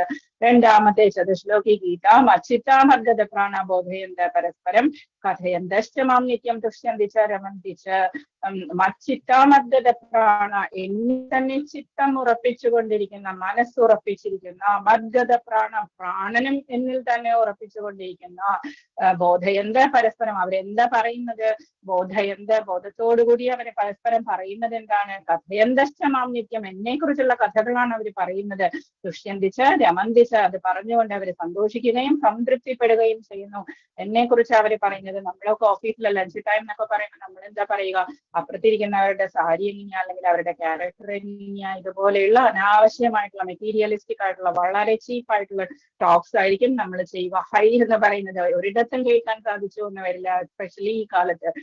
അപ്പം ഭഗവാൻ എന്താ പറയുന്നത്, ചിത്താമഗത പ്രാണബോധയന്ത പരസ്പരം കഥയന്തമാം നിത്യം തുഷ്യന്തിച്ചാരമന്തിച്ച. അതാണ് മെറ്റീരിയലിസ്റ്റിക് പീപ്പിളുമായിട്ടും സ്പിരിച്വലിസ്റ്റിക് പീപ്പിൾ ആയിട്ടുള്ള വ്യത്യാസം.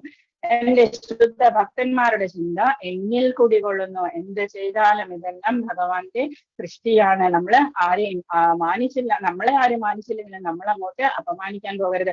മറ്റുള്ളവരുടെ സബ്ജക്റ്റ് എന്ന് പറയുന്നത്, മറ്റുള്ളവരുടെ എന്ത് കാര്യവും നമ്മളുടെ സബ്ജക്റ്റ് അല്ല. അവരുടെ ജീവിതം തികച്ചും എന്റെ സേവനത്തിനായി സമർപ്പിതമായിരിക്കും. നമ്മളുടെ നാവ് കൊണ്ട് നമ്മൾ നല്ലത് മാത്രമേ പറയാൻ പാടുള്ളൂ. നാമം ജപിക്കുന്ന നാവാണ്, അതുകൊണ്ട് അമൃത തുല്യമാണത്. അതുകൊണ്ട് തന്നെ അമൃത തുല്യമായി സ്വീറ്റ് ആയിട്ടായിരിക്കണം സംസാരിക്കുന്നത്. എന്നെ കുറിച്ചുള്ള സംഭാഷണങ്ങളിൽ ഏർപ്പെട്ട പരസ്പരം ബോധദീപ്തരാവുക വഴി അവൻ സംതൃപ്തിയും ആനന്ദവും അനുഭവിക്കുന്നു. ചതുശ്ലോകി ഗീതയിൽ 2 ശ്ലോകമാണ് നമ്മളിപ്പോ പറഞ്ഞത്. ആധ്യാത്മിക ഭക്തിയുടെ സേവനത്തെ ജീവാത്മാവിന്റെ ഹൃദയത്തിൽ ചെയ്യുന്ന ഒരു ബീജാവാപത്തോടാണ് ചൈതന്യ മഹാപ്രഭു ഉപമിക്കുന്നത്. ഇത് ഈ വിശ്വത്തിലെ ഗ്രഹയൂഥങ്ങളിലൂടെ സഞ്ചരിച്ചു കൊണ്ടിരിക്കുന്ന ജീവസത്തായിട്ട് എണ്ണമില്ല. അതില് ഒരാള് കുറച്ചു പേർക്ക് മാത്രമേ ശുദ്ധഭക്തനെ കാണാനും ഭക്തിയുടെ സേവനത്തെ കുറിച്ച് അറിയാനും ഭാഗ്യമുണ്ടാവുള്ളൂ. ബ്രഹ്മാണ്ഡ ഭ്രമിതേകോൻ, എത്ര ജീവികളാണ് ഈ ബ്രഹ്മാണ്ഡത്തിലൂടെ സഞ്ചരിക്കുന്നത്. അവർക്ക് കുറച്ച് ഗുരു കൃഷ്ണ കൃപ ഉണ്ടെങ്കിൽ മാത്രമേ നമുക്ക് ഭക്തിലത ബീജ് എന്ന് പറയുന്നത് വളർത്താനുള്ള ആ ഒരു ഭാഗ്യം ഉണ്ടാവുള്ളൂ. ഒരു വിത്ത് പോലെയാണ് ഈ ഭക്തിയുടെ സേവനം എന്ന് പറയുന്നത്. ഇതില് ഹരേ കൃഷ്ണ മഹാമന്ത്രം ചെയ്തുകൊണ്ടും ഭഗവാന്റെ നമ്മൾ ഭഗവത്ഗീത എല്ലാം വായിച്ച് വരുമ്പോഴേക്കും ആ വിത്ത് താനെ മുളച്ചു വരും. ഒരു വിത്ത് പോലെ ആധ്യാത്മിക ഭൗതിക ലോകത്തിന്റെ തോട് തുളച്ച് നമ്മൾ കണ്ടതാണ്. ഭൗതിക ലോകത്തിന്റെ തോടെങ്ങനെയാ തുളയ്ക്കുക എന്നുള്ളത്, എവിടേക്കാണ് അത് പോവുക, കാരണ ജലത്തിലേക്കാണ് അത് പോവുക. പരവ്യോമത്തിലെ ബ്രഹ്മജ്യോതിസോളം എത്തും. അവിടെ നിന്ന് അത് വളർന്ന് ഗോലോക വൃന്ദാവനത്തിലേക്ക് എത്തി അവസാനം ഭഗവാന്റെ പാദങ്ങളെ ആശ്രയിച്ചുകൊണ്ട് വിശ്രമിക്കുകയും ചെയ്യുന്നു. ഇതിന് ഒരു വൃക്ഷത്തിന് ക്രമേണ പൂക്കളും പഴങ്ങളൊക്കെ ഉണ്ടാകുന്നത് പോലെ തന്നെ ഈ മരവും പൂക്കുകയും കായ്ക്കുകയും ചെയ്യുന്നു. എന്ന് വെച്ചാൽ ഭക്തി എന്ന് പറയുന്നത് നമ്മുടെ അത്രത്തോളം ഇങ്ങനെ വളർന്ന് നറിഷ് ഫ്ലറിഷ് എന്നൊക്കെ ആയിട്ട് മാറും. ഇനി 3ാമത്തെ ശ്ലോകം എന്ന് പറയുന്നത് ചതുശ്ലോകിയിലെ 10.10 തേഷാം സതതയുക്താനാം ഭജതാം പ്രീതിപൂർവകം ദദാമി ബുദ്ധിയോഗം തം യേന മാം ഉപയാന്തിതേ. തേഷാം സതതയുക്താനാം, എന്നിൽ തന്നെ പ്രേമ ഭക്തിയോടുകൂടി എപ്പോഴും എന്നിൽ തന്നെ മനസ്സുറപ്പിച്ചുകൊണ്ട് ഭജതാം പ്രീതിപൂർവകം, ആരാണോ പ്രേമപൂർവം എന്നെ ഭജിക്കുന്നത്, ദദാമി ബുദ്ധിയോഗം തം യേന മാം ഉപയാന്തിതേ, അവർക്ക് ഞാൻ എന്താ കൊടുക്കും? ബുദ്ധിയോഗമാണ്. ബുദ്ധി, അവരുടെ ബുദ്ധിയും ഞാനുമായിട്ട് കണക്ട് ആകും. അപ്പൊ അവരുടെ ബുദ്ധിയിൽ ഞാനാണ് സാരഥിയായിട്ടിരിക്കുക. അവർക്ക് എവിടെയാണ് പോകേണ്ടത്, ഞാനാണ് അവരുടെ രഥം എന്ന് പറയുന്നത് ഉദ്ദിഷ്ടസ്ഥാനത്തേക്ക് എത്തിക്കുക എന്ന് ഭഗവാൻ പറയുന്നത് നമ്മുടെ ബുദ്ധി. അപ്പൊ നമ്മൾക്ക് ജപിക്കണം എന്ന് തോന്നും. നമ്മള് ഭഗവത്ഗീത വായിക്കും, ഭാഗവതം വായിക്കും, നമ്മള് ഭക്തി എന്താണ്, സേവനം ഒക്കെ നമ്മള് ചെയ്യും. പ്രേമ ഭക്തിയോടുകൂടി എന്നെ സദാരാധിക്കുന്നവർക്ക് എന്നെ പ്രാപിക്കാനുതകുന്ന ബുദ്ധി വിശേഷം ഞാൻ നൽകും. ദദാമി ബുദ്ധിയോഗം തം യേഷാം സതതയുക്താനാം ഭജനാം പ്രീതിപൂർവകം ദദാമി ബുദ്ധിയോഗം തം യേന മാം ഉപയാന്തിതേ. തിരിച്ച് എന്റെ അടുത്തേക്ക് തന്നെ വരാനുള്ള ബുദ്ധി എന്ന് പറയുന്നത്, ഞാൻ തന്നെ അവരുടെ ചാരിയറ്റ് എന്ന് പറയുന്നത് ഡ്രൈവ് ചെയ്യുക, എന്നിട്ട് അവരെ എന്റെ അടുത്തേക്ക് തന്നെ തിരിച്ച് കൊണ്ടുവരികയും ചെയ്യും. ഭഗവാന്റെ വാക്കാണ്. വിശ്വാസ്യനായ ഒരു ആധ്യാത്മിക ഗുരുവുണ്ടായാലും ഒരു ആധ്യാത്മിക സംഘടനയിൽ ഉൾപ്പെട്ടാലും ശരി, മുന്നേറാൻ ഉതകുന്ന ബുദ്ധിശക്തിയായിട്ടില്ലെങ്കിൽ എന്താ ഉണ്ടാവുക? ഭഗവാൻ തന്നെ ഇരുന്ന് ഉപദേശം മനസ്സിനുള്ളില്, എന്നിട്ട് ലാസ്റ്റ് ഭഗവാന്റെ ധാമത്തിലേക്ക് എത്തിച്ചേരാനുള്ള ആ ഒരു ചാൻസ് കിട്ടുന്നു. ഭഗവാന്റെ എപ്പോഴും കൃഷ്ണാവബോധത്തോടു കൂടി ജീവിക്കുകയും ഓരോ രോമകൂപത്തിലും ഭഗവാനെ ഇരിക്കുക, എന്റെ ഓരോ ശരീരത്തിന്റെ ഓരോ അംഗങ്ങളിലും ഭഗവാനെ നീ തന്നെ ഉണ്ടാവുക, ഓരോ രോമകൂപത്തിലും കൃഷ്ണ കൃഷ്ണ എന്ന് പറയുന്നതിനനുസരിച്ചിട്ടുള്ള ബുദ്ധി എനിക്ക് തരിക എന്നുള്ളത്, പ്രേമ ഭക്തിയോടെ കൃഷ്ണന്റെ സേവ ചെയ്യുകയുമാണ് ആവശ്യമായ യോഗ്യത. എന്തെങ്കിലൊക്കെ നമ്മൾ ചെയ്യണം. ഇപ്പൊ നമ്മള് കോ ഹോസ്റ്റിംഗ് ചെയ്യുന്നത്, അല്ലെങ്കിൽ നമ്മളിങ്ങനെ ട്രാൻസ്ലേഷൻ ചെയ്യുന്നത്, അതെല്ലാം അതിന് പറ്റിയ ഇതാണ്, വർക്കാണ്. അതുപോലെ തന്നെ ശ്ലോകം വായിക്കാൻ അറിയുന്നവര് ശ്ലോകം ചൊല്ലുക, ഒരു കീർത്തനം ചൊല്ലുക, അതുപോലെയുള്ള കാര്യങ്ങള് എത്രയോ സേവനങ്ങൾ നമ്മളുടെ അമ്പലങ്ങളിലൊക്കെ എത്രയോ സേവനത്തിന് ചാൻസസ് ഉണ്ട്. എല്ലാം എന്തെങ്കിലുമൊക്കെ നമ്മൾ ചെയ്യണം. അത് പ്രേമപൂർവമാവുകയും ചെയ്യണം. ആത്മസാക്ഷാത്കാരത്തിന്റെ മാർഗത്തിൽ മുന്നോട്ട് പോകാൻ തക്ക ബുദ്ധിശക്തി ഇല്ലെങ്കിൽ കൂടി ഭക്തിപൂർവമായ ഭഗവത് സേവനത്തിൽ നിർവ്യാജം ഏർപ്പെട്ടുകൊണ്ടിരുന്നാൽ അയാൾക്ക് പുരോഗതിക്കും ഭഗവത് സന്നിധിയിലേക്ക് പോകാനുമുള്ള മാർഗം ഭഗവാൻ കാണിച്ചു തരും.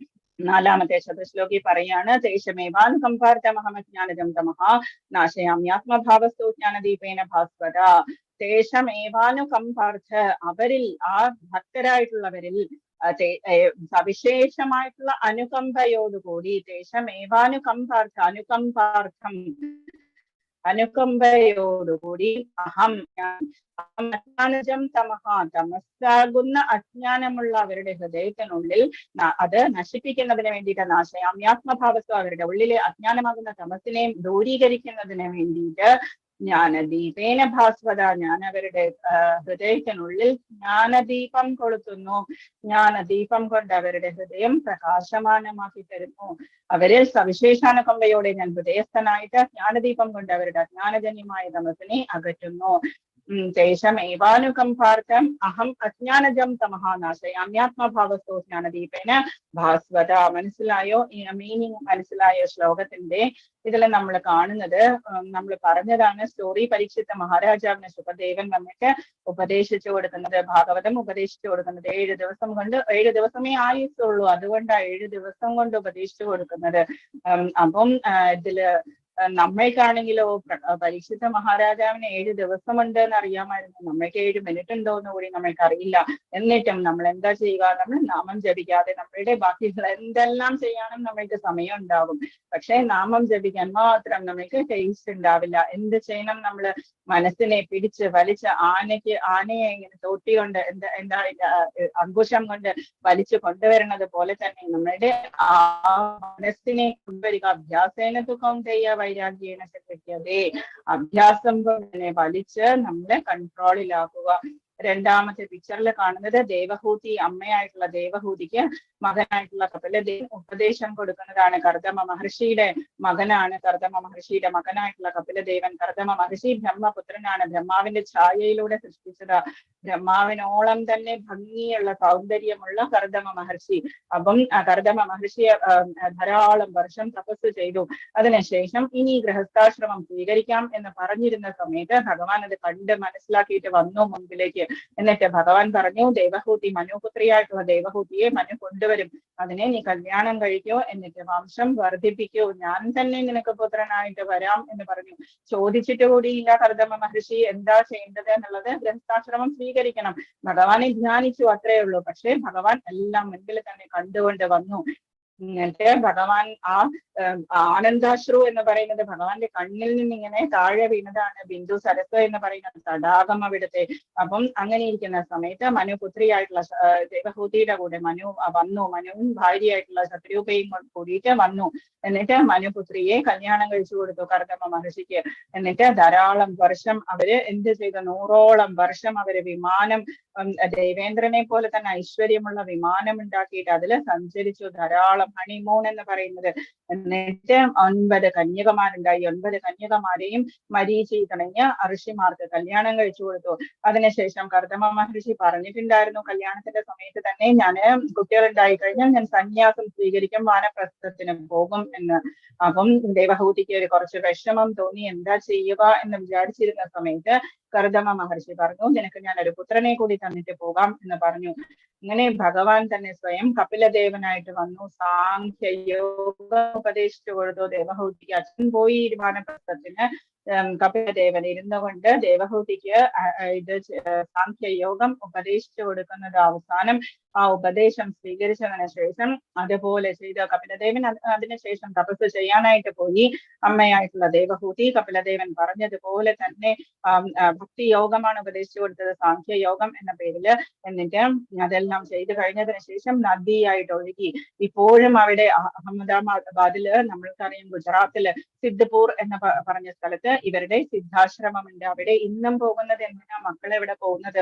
അമ്മമാർക്കുള്ള ഏറ്റവും ടഫസ്റ്റ് ടാസ്ക് എന്ന് പറയുന്ന അമ്മമാരുടെ ശ്രാദ്ധം ചെയ്യാനാണ്. അവിടെ കാർത്തിക മാസത്തില് തിരക്കാണ്ടാവുക. ബിന്ദു സരസ് എന്ന് പറയുന്ന ഇടത്ത് പോയിട്ട് അഹമ്മദാബാദിൽ സിന്ധുപൂർ എന്ന് പറഞ്ഞ സ്ഥലത്ത് പോയിട്ട് ഇത്ര കാര്യങ്ങൾ മ്യൂട്ട് ചെയ്യുക. ഹരേ കൃഷ്ണ.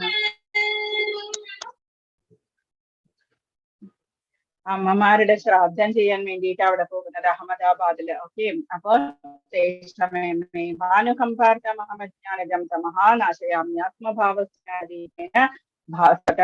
ജീവിതത്തിന് വേണ്ട ഭൗതികത്തെ പറ്റി ഭക്തൻ വിഷമിക്കേണ്ടതില്ല, ഉത്കണ്ഠയും വേണ്ട. ഭഗവാൻ ഹൃദയത്തിലെ അന്ധകാരം മാറിക്കഴിഞ്ഞാൽ ഭക്തന്റെ സേവനത്താൽ സന്തുഷ്ടനായ ഭഗവാൻ അനന്യാ ചിന്തയന്തോ മാമ്യജന പര്യപാസതേ തേഷാം നിത്യാഭിയുക്താനാം യോഗക്ഷേമം വഹാമ്യഹം. ഇതാണ് ഭഗവത്ഗീതയിലെ ഉപദേശങ്ങളുടെ സാരം. ഭഗവത്ഗീത പഠനം വഴി ഒരാൾക്ക് ഭഗവാനെ സ്വയം സമർപ്പിതനാണ്, ഭക്തിപൂർവം കൃഷ്ണന്റെ സേവനത്തിൽ മുഴുകുകയും ചെയ്യാൻ സർവവും ഭഗവാൻ ഏറ്റെടുക്കുന്നതോടെ ഭക്തൻ ഭൗതിക പ്രയത്നങ്ങളിൽ നിന്നെല്ലാം തികച്ചും മുക്തനാകുന്നു, കൂളാകുന്നു. ലൈഫ് എന്ന് പറയുന്നത്, ശാന്തി എന്ന് പറയുന്നത് നമ്മൾ നന്നായിട്ട് അനുഭവിക്കും. ഇതെല്ലാം കേട്ട് കഴിഞ്ഞപ്പോഴേക്കും അർജുനന് മനസ്സിലായി ഭഗവാൻ ആരാണ് എന്നുള്ളത്. അപ്പൊ ഭഗവാനെ സ്തുതിക്കുകയാണ് അർജുനൻ.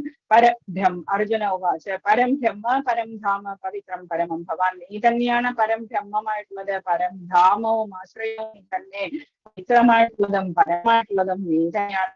ശാസ്ത്രാദിദേവം നീ തന്നെയാണ് പുരുഷനായിട്ടുള്ളത്, പുരുഷോത്തനായിട്ടുള്ളത്, ശാശ്വതനായിട്ടുള്ളത്, ദിവ്യമായിട്ടുള്ളതും അതിദേവ അജം വിഭും, പിറവിയില്ലാത്തവനും. വിഭു എന്ന് പറഞ്ഞാൽ മഹാനായിട്ടുള്ളവനും. എന്താക്കുന്നത്? അഹുസ്വാം ഋഷി സർവേലും, ഞാൻ മാത്രമല്ല പറയുന്നത്, ദേവർഷിർ നാരദസ്തദാ, ദേവർഷിയായിട്ടുള്ള നാരദൻ പറയുന്നു. അസിതോ ദേവലോ വ്യാസഃ, അസിതരും പറയുന്നു, ദേവൻ ജൈവ നവീശമേതനം, എനിക്ക് അവരെല്ലാം പറഞ്ഞു തരികയും ചെയ്യുന്നു. അങ്ങ് പരമദിവ്യോത്തമ പുരുഷനാണ്, പരമമായ ധാമവും പവിത്രമായതും നിരപേക്ഷ തത്വവും ഭവാൻ തന്നെ, സനാതനനും അഭൗതികനും ആദിപുരുഷനും അജനും മഹാനുമാണെന്ന് ദേവർഷിയായ നാരദനും അസിതൻ, ദേവലൻ, വ്യാസൻ തുടങ്ങിയ എല്ലാ ഋഷികളും പറയുന്നു. ഇപ്പോൾ അങ്ങ് സ്വയം എന്നോടത് വ്യക്തമായി പറയുകയും ചെയ്യുന്നു. ഇത്രയും കഴിഞ്ഞപ്പോഴേക്കും ഓൾറെഡി അർജുനന് മനസ്സിലായി ആരാണ് ഭഗവാൻ എന്നുള്ളത്. എന്നിരുന്നാൽ പോലും അർജുനൻ ഇനിയും ചോദിക്കുകയാണ്, ഒന്ന് കാണിച്ചു തരൂ ഭഗവാനെ നിന്റെ ഐശ്വര്യം എന്ന് പറയുകയാണ്. വിസ്തരേണാത്മനോ യോഗം വിഭും ജനാർദ്ദന, നിന്റെ ഇത് കേട്ട് അമൃതുല്യമായിട്ടുള്ള നിന്റെ വാണി കേട്ടിട്ട് എനിക്ക് തൃപ്തിയാകുന്നില്ല ഭഗവാനെ, ഒന്നും കൂടി പറഞ്ഞു തരൂ, ഒന്നും കൂടി വിസ്തരിച്ച് തരൂ എന്ന് പറയുകയാണ്. ഭൂയ കഥയെ തൃപ്തിരിക്കുക, എനിക്ക് കേട്ടിട്ട് തൃപ്തി വരുന്നില്ല. ശൃൺവതോ നാസ്തിമേമൃതം, നിന്റെ അമൃതതുല്യമായിട്ടുള്ള വാണി കേട്ടിട്ട് എനിക്ക് ഇത് തൃപ്തിയാകുന്നില്ല ജനാർദ്ദന. പഞ്ചജനൻ എന്ന അസുരനെ കൊന്നവനെ, എനിക്ക് അതൊന്ന് പറഞ്ഞു തരൂ, നിന്റെ ഭൗതിക പ്രഭാവത്തെ കുറിച്ച്. എന്തുകൊണ്ട് എനിക്ക് നിന്റെ അമൃതതുല്യമായ വാക്ക് കേട്ടിട്ട് തൃപ്തി വരുന്നില്ല? അപ്പൊ ശ്രീ ഭഗവാൻ പറഞ്ഞു, ശ്രീ ഭഗവാൻ വാചം ഹന്തതേ കഥയിഷ്യാമി ദിവ്യാത്മവിഭൂതയ. എന്റെ എത്രയോ ഐശ്വര്യപൂർണങ്ങളായിട്ടുള്ള ഭാസുരങ്ങളായിട്ടുള്ള ഐശ്വര്യപൂർണമായിട്ടുള്ള എന്റെ വിഭൂതികളെ പറ്റി നിനക്ക് പറഞ്ഞു തരാം. പ്രാധാന്യമുള്ളവയെ പറ്റി. പ്രാധാന്യത കുരു ശ്രേഷ്ഠനാസ്യന്തോ വിസ്തരസ്യമേ. പ്രാധാന്യമുള്ളത് മാത്രം പറഞ്ഞാൽ കൂടി അതിന് അവസാനമുണ്ടാകില്ല. അപ്പൊ ഭഗവാൻ പറയാൻ പോവുകയാണ്. 19ാമത്തെ ശ്ലോകം വരെ ഭഗവാൻ ഐശ്വര്യത്തെ കുറിച്ചല്ല പറഞ്ഞിരിക്കുന്നത്. നമ്മൾ ഇനി 20ാമത്തെ ശ്ലോകം തൊട്ട് ഭഗവാൻ ഐശ്വര്യങ്ങളെ കുറിച്ച് പറഞ്ഞു തരുന്നത്. ഈ രൂപത്തിലാണ് നമ്മുടെ ഹൃദയത്തിനുള്ളിൽ പരമാത്മാവായിട്ട് ഭഗവാൻ ഇരിക്കുന്നത്. അതുകൊണ്ടാണ് ഭഗവാൻ പറയുന്നത് അഹം ആത്മാ ഗുഡാകേശ. ഗുഡാകേശ എന്ന് പറഞ്ഞാൽ നിദ്രയെ ജയിച്ചവനെ അല്ലെങ്കിൽ അജ്ഞാനത്തെ ജയിച്ചവനെ എന്നർത്ഥം. അർജുനനെ വിളിക്കുന്നതാണ്. സർവഭൂതാശയസ്ഥിത അഹം ആത്മാ ഗുഡാകേശ. ആദ്യത്തേന് എന്താ പറയുന്നത്? വിഭൂതി. ഞാൻ ആത്മാവാണ്. എല്ലാവരും സർവഭൂതാശയസ്ഥിത, എല്ലാ ജീവജാലങ്ങളിലുമുള്ള ആത്മാവാണ്, പരമാത്മാവാണ് ഞാൻ. അഹം ആദിശ്ച മധ്യം ച ഭൂതാനാമന്തയേവച. എല്ലാ ജീവഗണങ്ങളുടെയും ആദ്യം മധ്യവും അവസാനവും ഞാൻ തന്നെയാണ്. ഇതാണ് ആദ്യത്തെ വിഭൂതിയായിട്ട് ഭഗവാൻ പറയുന്നത്. അഹം ആത്മാ ഗുഡാകേശ സർവഭൂതാശയസ്ഥിത അഹം ആദിശ്ച മധ്യം ച ഭൂതാനാം അന്തയേവച. ഞാൻ തന്നെയാണ് ഭൂതങ്ങളുടെ അവസാനവും. ഭൂതം എന്ന് പറഞ്ഞാൽ ലിവിങ് എൻറ്റിറ്റീസ്.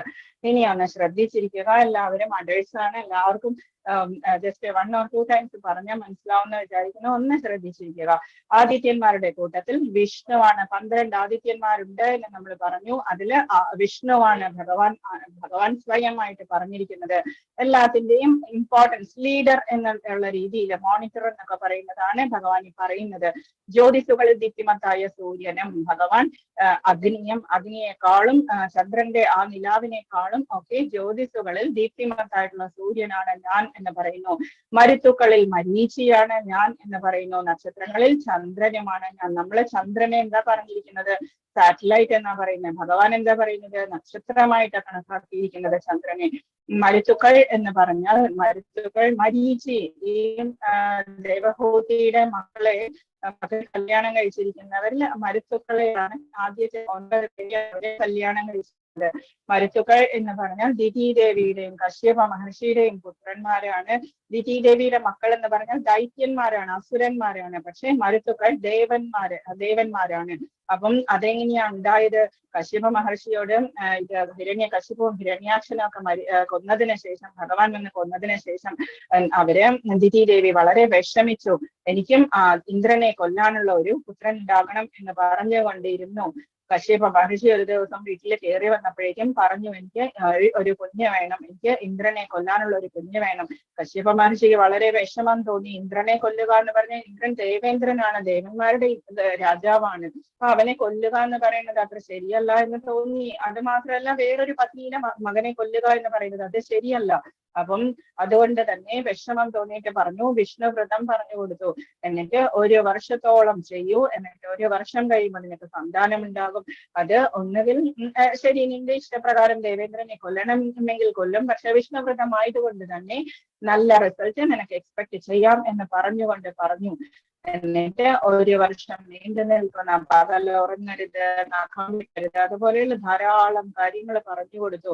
എന്നിട്ട് ഇതുപോലെ 1 വർഷത്തേക്ക് ചെയ്യുക എന്ന് പറഞ്ഞു. ഇന്ദ്രദേവനാണെങ്കിലോ സൂത്രത്തിന് വന്നിട്ട് ഇളമയുടെ അടുത്ത് വന്നിരുന്നു. എന്നിട്ട് ഹെൽപ്പ് ചെയ്യാനായിട്ട് പൂക്കളെ വരാൻ തുടങ്ങി. എന്താ ഹെൽപ്പ് ചെയ്യേണ്ടതെന്ന് ചോദിച്ച് നടന്നു. എന്താണെന്ന് വെച്ചാൽ കുഞ്ഞിനെ കൊല്ലുക എന്നുള്ളത് ഇന്ദ്രന്റെ മനസ്സിൽ. എന്നെ കൊല്ലാനായിട്ട് വരുന്ന കുഞ്ഞിനെ ഞാൻ തന്നെ കൊന്നാലോ എന്നുള്ളത്. അവസാനം 1 വർഷമാകാറായി, പ്രസവിക്കാറായി. ആ സമയത്ത് വളരെയധികം ക്ഷീണത്തോടുകൂടി ഒരു ദിവസം ദിതിദേവി ഉറങ്ങിപ്പോയി പകൽ സമയത്ത്. അപ്പം ആ വ്രതം എന്ന് പറയുന്നത് തെറ്റി. ആ സമയത്ത് ഇന്ദ്രദേവൻ വയറ്റിനുള്ളിലേക്ക് കടന്നിട്ട് വജ്രം ഉപയോഗിച്ച് ആ കുഞ്ഞിനെ ആ ഭ്രൂണം എന്ന് പറയുന്നത് ഇങ്ങനെ കഷ്ണിക്കാൻ തുടങ്ങി. 7 കഷ്ണാക്കി, വീണ്ടും 7 കഷ്ണാക്കി. ഓരോ കഷ്ണവും കരഞ്ഞു, എന്നെ കൊല്ലല്ലേ എന്ന് പറഞ്ഞുകൊണ്ട്. അവസാനം 49 കഷ്ണങ്ങളാക്കിയതിനു ശേഷം അവര് പറഞ്ഞു, ഞങ്ങൾ മരുത്തുക്കളാണ് ദേവേന്ദ്ര, ഞങ്ങൾ നിങ്ങളുടെ ഫ്രണ്ട്സ് ആണ് എന്ന് പറഞ്ഞു. അങ്ങനെയാണ് അവര് പുറത്തേക്ക് വന്നു. ദിതിദേവി എഴുന്നേറ്റ് നോക്കിയപ്പോഴെന്താ, ദേവേന്ദ്രന്റെ കൂടെ ഇവര് 49 പേരും നിൽക്കുന്നു. എന്നിട്ട് ദേവേന്ദ്രന്റെ കൂടെ അവര് സന്തോഷമായിട്ട് ദേവേന്ദ്രന്റെ ലോകത്തിലേക്ക് പോയി. ദിതിദേവിയും ആ വിഷ്ണു വ്രതം ചെയ്തത് കൊണ്ടുള്ള ആ ഒരു ഇതില് ഹാപ്പിയായി, മനസ്സുകൊണ്ട് പ്യൂരിഫൈഡ് ആയി. അതുകൊണ്ട് തന്നെ അവർക്ക് അത്ര വിഷമം തോന്നിയില്ല. അത് മാത്രമല്ല, വേദങ്ങളിൽ സാമവേദം എന്ന് പറയുന്നത് 2ാമത്തെ വേദമാണ് നമ്മളുടെ സാമവേദം. തിരുപ്പതിയിലൊക്കെ ചൊല്ലുന്ന വേദം വളരെ സ്വീറ്റ് ആണ്. അപ്പൊ ഭഗവാൻ അതാണ് ഞാൻ എന്ന് പറയുന്നു. ദേവന്മാരിൽ ഇന്ദ്രനാണ്, ഇന്ദ്രിയങ്ങളിൽ മനസ്സാണ്. നമ്മളുടെ 5 ഇന്ദ്രിയങ്ങൾ പ്ലസ് മനസ്സ് എന്ന് പറയുന്ന ഷഷ്ഠാനീന്ദ്രിയാണ് പ്രതിസ്ഥാനിക്കംശതി. അപ്പം 6ാമത്തേതായിട്ടാണ് മനസ്സിനെ വെച്ചിരിക്കുന്നത്. അപ്പൊ മനസ്സ് ഭഗവാൻ തന്നെയാണ്, ഭഗവാനാണ് നമ്മൾക്ക് ആ മനസ്സ് തന്നിരിക്കുന്നത്. ഇതിനെ മാക്സിമം നന്നാക്കിയിട്ട് സൂക്ഷിക്കുക. ജീവഗണങ്ങളിൽ ജീവ ചൈതന്യവുമാണ്, അല്ലെങ്കിൽ അവബോധം, നമ്മളുടെ കോൺഷ്യസ്നെസ് ആണ് ഭഗവാൻ എന്ന് പറയുന്നത്, ചേതന എന്ന് പറയുന്നത്. രുദ്രന്മാർ എത്ര പേരുണ്ട് എന്ന് പറഞ്ഞു? 11 രുദ്രന്മാരിൽ ശിവനാണ് ഞാൻ. രാക്ഷസന്മാരിൽ കുബേരന്റെ സ്റ്റോറി നമ്മൾ പറഞ്ഞതാണ്. യക്ഷസാണ്, രാവണന്റെ വിശ്രവസ്തു മഹർഷിയുടെ മകനാണ്, രാവണന്റെ ബ്രദറാണ്. അഗ്നിയും അഷ്ടാവസുക്കളിൽ അഗ്നിയാണ് ഭഗവാൻ. പർവ്വതങ്ങളിൽ നേരുവുമാണ് ഞാൻ. അർജുന, പുരോഹിതന്മാരിൽ പ്രധാനിയായ ബൃഹസ്പതിയും സേനാധിപന്മാരിൽ കാർത്തികേയനുമാണ് ഞാൻ. സുബ്രഹ്മണ്യനാണ് ദേവന്മാരുടെ സേനാപതി. അതുകൊണ്ട് ദേവസേന എന്ന് പറയുന്ന ദേവേന്ദ്രന്റെ പുത്രിയെ കല്യാണം കഴിച്ചു കൊടുക്കണം. ജലാശയങ്ങൾ സമുദ്രമുള്ള സമുദ്രം. മഹർഷികളിൽ നമ്മൾക്കറിയാം, തിരുപ്പതി ഭഗവാന്റെ സ്റ്റോറിയിൽ പറഞ്ഞ ബ്രഹ്മാവിന്റെ പുത്രൻ തന്നെയായിട്ടുള്ള നാരദരെ പോലെ തന്നെ എവിടെയും സഞ്ചരിക്കാൻ കഴിവുള്ള ഭൃഗു മഹർഷി. സ്പന്ദനങ്ങളിൽ, വാക്കുകളിൽ അഭൗതികമായ ഓംകാരവും, യജ്ഞങ്ങളിൽ തിരുനാമജപവും, സ്ഥാപനങ്ങളിൽ ഹിമാലയവുമാണ് ഞാൻ. ജപം എന്ന് പറയുന്നത് അതാണ് ഭഗവാൻ പറയുന്നത് ഞാൻ എന്ന്. ഹിമാലയമാണ് ഭഗവാൻ എന്ന് പറയുന്നത്. അപ്പം മഹർഷീനാം പ്രകുരഹം ഗിരാമസ്മേഹമക്ഷരം ജ്ഞാനം ജപയസ്മി സവരാണ മാലയ. ഇത് മായാപൂരിലെ കുട്ടികൾ 16 പ്രാവശ്യം 16 മാല ജപിക്കുന്നതാണ്. അപ്പം ഹരേർനാമ ഹരേർനാമ ഹരേർനാമൈവ കേവലം കലോ നാസ്തേവ നാസ്തേവ നാസ്തേവ ഗതിരന്യത. വൃക്ഷങ്ങളിൽ അശ്വത്ഥ വൃക്ഷം, അശ്വത്ഥം എന്ന് പറഞ്ഞാൽ അരയാൽ വൃക്ഷം, അതിനെയാണ് നമ്മൾ പോയി പ്രദക്ഷിണം വെക്കുന്നത്. ഫുള്ള് പോസിറ്റിവിറ്റിയാണ് എന്ന് പറഞ്ഞുകൊണ്ട് ദേവർഷിമാരിൽ നാരദനും ഗന്ധർവന്മാരിൽ ചിത്രരഥനും, ചിത്രരഥൻ എന്ന് പറഞ്ഞ ഗന്ധർവനെ കുറിച്ച് നമ്മൾ ഇനി വീണ്ടും നെക്സ്റ്റ് സ്റ്റോറിയിൽ പഠിക്കും. യോഗസിദ്ധി നേടിയവരിൽ കപിലമുനി, നമ്മളിപ്പോ പറഞ്ഞതാണ് കപിലമുനിയുടെ കഥ. ദേവഹൂതിയുടെ മകനായിട്ടുള്ള ഞാനാണ്. അശ്വങ്ങളിൽ ഞാൻ ഉച്ചൈശ്രവത്ത് അമൃതം നേടാനായിട്ട് കലക്കപ്പെട്ട സമുദ്രത്തിൽ പിറന്ന കുതിര. ഈ ദുർവാസ മഹർഷി ദേവേന്ദ്രന് ഒരു മാല കൊണ്ടുവന്ന് കൊടുത്തു. മഹാവിഷ്ണു ധരിച്ചിരുന്ന മാലയാണ് വൈജയന്തി മാല. അത് കൊടുത്തപ്പോഴേക്കും ദേവേന്ദ്രൻ ഇരുന്ന ആനയുടെ പുറത്ത് വെച്ചിട്ട് ദേവേന്ദ്രൻ മുടി ശരിയാക്കാനായിട്ട് പോയി ചൂടാൻ വേണ്ടിയിട്ട്. അപ്പം ആനയുടെ പുറത്ത് കുറെ വണ്ടൊക്കെ വന്നിരുന്നപ്പോഴേക്കും ആനയ്ക്ക് ദേഷ്യം വന്നിട്ട് ആ മാല എടുത്തിട്ട് താഴെയിട്ട് ചവിട്ടി നന്നായിട്ട്. അപ്പൊ ദുർവാസ മഹർഷിക്ക് ദേഷ്യം വന്നിട്ട് പറഞ്ഞു, ദേവന്മാർക്ക് ജര ബാധിക്കട്ടെ എന്ന് പറഞ്ഞു. ജര ബാധിച്ച ദേവന്മാർക്കൊക്കെ അവസാനം യാഗങ്ങളൊന്നും ഫലമായിട്ട് കിട്ടാണ്ടായി. അവസാനം അവര് ബ്രഹ്മാവിന്റെ അടുത്ത് പോയി. എന്നിട്ട് എന്താ ചെയ്യേണ്ടത് എന്ന് ചോദിച്ചപ്പോ പാലാഴി കടയാൻ പറഞ്ഞു. ഔഷധങ്ങളൊക്കെ ഇട്ട് പാലാഴി കടയാൻ പറഞ്ഞു. വാസുകിയെ ഇതായിട്ട് വെച്ച് കയറായിട്ട് വെച്ച് മന്ദര പർവ്വതത്തെ കോലായിട്ട് വെച്ചിട്ട് കടയാൻ പറഞ്ഞു. അവസാനം ഭഗവാന്റെ സഹായത്തോടു കൂടി തന്നെ അതിൽ പുറത്ത് അടിയിൽ വന്നിട്ട് ഭഗവാൻ ആമയായിട്ട് വന്നിരുന്നിട്ട് കൂർമ്മ രൂപത്തിൽ വന്നിരുന്നു. എന്നിട്ട് പാലാഴി കടയാൻ തുടങ്ങി. അവസാനം അമൃത കുംഭം വന്നു. അതിന് മുൻപ് തന്നെ അമൃത കഴിച്ചു കഴിഞ്ഞതിന് ശേഷമാണ് അവരുടെ ജരയൊക്കെ മാറിയത്. അതിന്റെ മുൻപ് ഉച്ചൈശ്രവസ് വന്നു, ഐരാവതം വന്നു, മഹാലക്ഷ്മി വന്നു. ഇതിനെയൊക്കെ ഓരോരുത്തരും ദേവേന്ദ്രനും അതുപോലെ മഹാലക്ഷ്മിയെ ഭഗവാനും ഒക്കെ എടുത്തു. അതില് വന്നതാണ് എന്റെ ഉച്ചൈശ്രവസ് എന്ന് പറഞ്ഞ ആന, കുതിര. ആനകളിൽ ഇന്ദ്രവാഹനമായ ഐരാവതവും മനുഷ്യരും രാജാവുമാണ് ഞാൻ. രാജാവ് എന്ന് പറയുന്നത് ഭൂപതി എന്ന് പറയുന്നത്. ആയുധങ്ങളിൽ വെച്ച് വജ്രവും ഇടിമിന്നലും, പശുക്കളിൽ സുരഭിയും, ജനനഹേതുക്കളിൽ കാമദേവനും, സർപ്പങ്ങളിൽ വാസുകിയും ഞാൻ തന്നെ. അനേക ഫണങ്ങളോടുകൂടിയ നാഗങ്ങളിൽ അനന്തനാണ് ഞാൻ. ജലജീവികളിൽ വരുണനാണ്. പിതൃക്കളിൽ അര്യമാവ് എന്ന് പറഞ്ഞ അവരുടെ രാജാവാണ് അര്യമാവ്. പിതൃക്കളുടെ ശിക്ഷകരിൽ മൃത്യുദേവതയായ യമനാണ് ഞാൻ എന്ന് പറയുന്നു. പണിഷ്മെന്റ് കൊടുക്കുന്നവര് യമനാണ് ഞാൻ.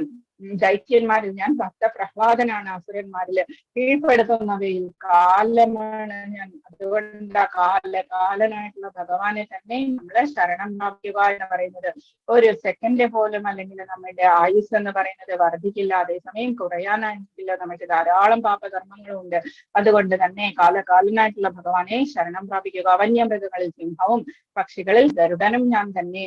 സൃഷ്ടിയുടെ ആദ്യ മധ്യാവസാനങ്ങൾ ഞാൻ തന്നെ. ഭഗവാൻ പറഞ്ഞു, എല്ലാത്തിന്റെയും ആദിയും മധ്യവും അന്തവും ഞാൻ തന്നെ. അർജുന, ശാസ്ത്രങ്ങളിൽ അധ്യാത്മശാസ്ത്രവും അതാണ് നമ്മളിപ്പോ പഠിച്ചുകൊണ്ടിരിക്കുന്നത്. സ്പിരിച്വൽ നോളജ് എന്ന് പറയുന്നത്. എത്ര കെമിസ്ട്രി പഠിച്ചാലും ഫിലോസഫി പഠിച്ചാലും ഫിസിക്സ് പഠിച്ചാലും നമ്മള് മെറ്റീരിയലിസ്റ്റിക് ലൈഫിൽ മാത്രമേ അത് ഉപകാരമുള്ളൂ. നെക്സ്റ്റ് ജന്മത്തിൽ നമ്മൾ വീണ്ടും നഴ്സറി തൊട്ട് തന്നെ പഠിക്കണം. അതുകൊണ്ട് തന്നെ അധ്യാത്മവിദ്യ എന്ന് പറയുന്നത് അത് നമ്മുടെ മനസ്സിൽ ഇങ്ങനെ അങ്ങ് കിടക്കും, നമ്മുടെ കൂടെ തന്നെ അത് പോവുകയും ചെയ്യും. തർക്കശാസ്ത്രങ്ങളിൽ നിർണയ സത്യവുമാണ് ഞാൻ. തർക്കം ചെയ്യുമ്പോൾ നമ്മള് കോർട്ടിലൊക്കെ പോയി തർക്കം ചെയ്യുന്ന വേദവാദ പ്രദതാമഹം ഞാൻ തന്നെയാണ് സത്യം എന്നുള്ളത്. അക്ഷരങ്ങളിൽ അകാരവും, സമാസങ്ങളിൽ ദ്വന്ദ്വ സമാസം, സുഖ ദുഃഖം, ശീതോഷ്ണം, ഇതൊക്കെ അവസാനമായ കാലവും. എപ്പോഴും ഭഗവാൻ പിന്നെയും പറയുന്നു കാലോസ്മി എന്ന് പറയുന്നു, പിന്നെയും പറയുന്നു. സൃഷ്ടികർത്താക്കളിൽ ബ്രഹ്മാവും ഞാൻ തന്നെയാണ്. സർവസംഹാരിയായ മരണവും, ആദ്യം മരണം എന്ന് പറഞ്ഞു, മൃത്യു ഞാൻ തന്നെയാണ്. സർവഭക്ഷിയായിട്ടുള്ള മൃത്യു ഞാൻ തന്നെയാണ്. ഭാവിയുടെ ഉത്ഭവസ്ഥാനം മൃത്യുകളെന്താ ജാതസഹിതവും മൃത്യു പിന്നെയും ജന്മമാണ്. അതുകൊണ്ട് തന്നെ സ്ത്രീകൾക്ക് എന്താ പൗരുഷം ഋഷു എന്ന് പറഞ്ഞു. നരനില് ആകെ ഒരു പൗരുഷം മാത്രമേ കൊടുത്തിട്ടുള്ളൂ. നമ്മൾക്ക് സ്ത്രീകൾക്കോ യശസ്, ഭാഗ്യം, സുന്ദര ഭാഷണം, ഓർമ്മശക്തി, ബുദ്ധി, സ്ഥൈര്യം, ക്ഷമ എന്നിവയും ഞാനാണ്. കീർത്തി ശ്രീവാച നാരീനാം സ്മൃതിർ മേധ ധൃതി ക്ഷമ. 7 കാര്യങ്ങളാണ് നമ്മൾക്ക് തന്നിരിക്കുന്നത്. കീർത്തി എന്ന് പറയുന്നത് നമ്മളുടെ നല്ല കീർത്തിയായിരിക്കണം. നമ്മൾക്ക് നല്ല പേരുണ്ടാവും, ചരിത്രം നല്ലതായിരിക്കണം. നല്ല ക്യാരക്ടർ എന്ന് പറയുന്നത് കീർത്തി. ശ്രീ എന്ന് പറയുന്നത് നമ്മളുടെ ഐശ്വര്യം എന്ന് പറയുന്നത് സ്ത്രീകൾ. ഒരു വീട് എത്ര വലിപ്പമുള്ള വീടാണെങ്കിലും ഒരു സ്ത്രീ ഇല്ലാത്ത വീടാണെങ്കിലോ അതിന് യാതൊരു ഐശ്വര്യം ഉണ്ടാവില്ല. അതുകൊണ്ടാ പറയുന്നത് ശ്രീ എന്ന് പറയുന്നത് സ്ത്രീകളുടെ ആ ഒരു കീർത്തി ശ്രീ വാക്ക് എന്ന് പറയുന്നത് നമ്മളുടെ എത്ര സ്വീറ്റ് ആയിട്ട് സംസാരിക്കാനും സ്ത്രീയെ കൊണ്ട് സാധിക്കും. എത്ര ചെറിയ കൊച്ചു കുഞ്ഞാണെങ്കിലും നമ്മൾക്ക് ആ സംസാരം കൊണ്ട് നമ്മൾക്ക് അതിന്റെ കരച്ചിൽ നിർത്താൻ സാധിക്കും. എത്ര ഗുണ്ടയായിട്ടുള്ള റൗഡി ആയിട്ടുള്ള ആളെയും നമ്മൾക്ക് നമ്മളുടെ മൃദു ഭാഷണം കൊണ്ട് നമ്മൾക്ക് വശത്താക്കാൻ സാധിക്കും. അപ്പം കീർത്തി ശ്രീ വാചനായനം സ്മൃതി എന്ന് പറയുന്നത് നല്ല സ്മൃതിയാണ് ഇവിടെ ഉദ്ദേശിക്കുന്നത്, ഓർമ്മശക്തി എന്ന് പറയുന്നത്. പക്ഷെ നമ്മൾ എന്തിനാ യൂസ് ചെയ്യുക? പണ്ട് 10 വർഷം മുമ്പ് നമ്മൾ എന്തെങ്കിലും ഹസ്ബൻഡോ അല്ലെങ്കിൽ ആരെങ്കിലും നമ്മളോട് പറഞ്ഞിട്ടുണ്ടെങ്കിൽ നമുക്ക് ഇന്നും അത് ഡേറ്റ് ടൈം വരെ നമുക്ക് ഓർമ്മയുണ്ടാകും. എന്നിട്ട് നമ്മൾ വഴക്ക് കൂടും, അതല്ലേ അങ്ങനെയല്ലേ ചെയ്തത് എന്ന് പറഞ്ഞിട്ട്. പക്ഷെ നല്ല രീതിയിൽ എടുക്കുക. സ്മൃതി എന്ന് പറയുന്നത് സ്മൃതി മേധ എന്ന് പറയുന്നത് നമുക്ക് ഒരു കുഞ്ഞിനെ കയ്യിലെടുത്തുകൊണ്ട് തന്നെ നമുക്ക് 100 കാര്യങ്ങൾ ഒന്നിച്ച് ചെയ്യാൻ സാധിക്കും. ഓഫീസ് മാനേജ് ചെയ്യാം, വീട് മാനേജ് ചെയ്യാം. എന്തുമാത്രം കഴിവാണ് സ്ത്രീകൾക്കുള്ളത്. ടാലൻസ്, ഡാൻസ് ചെയ്യാം, പാട്ടുപാടാം, എന്തെല്ലാം കഴിവുകളാണ്. പിന്നെ കീർത്തി ശ്രീ വാചനാരീണം സ്മൃതി മേധ ധൃതി ക്ഷമ.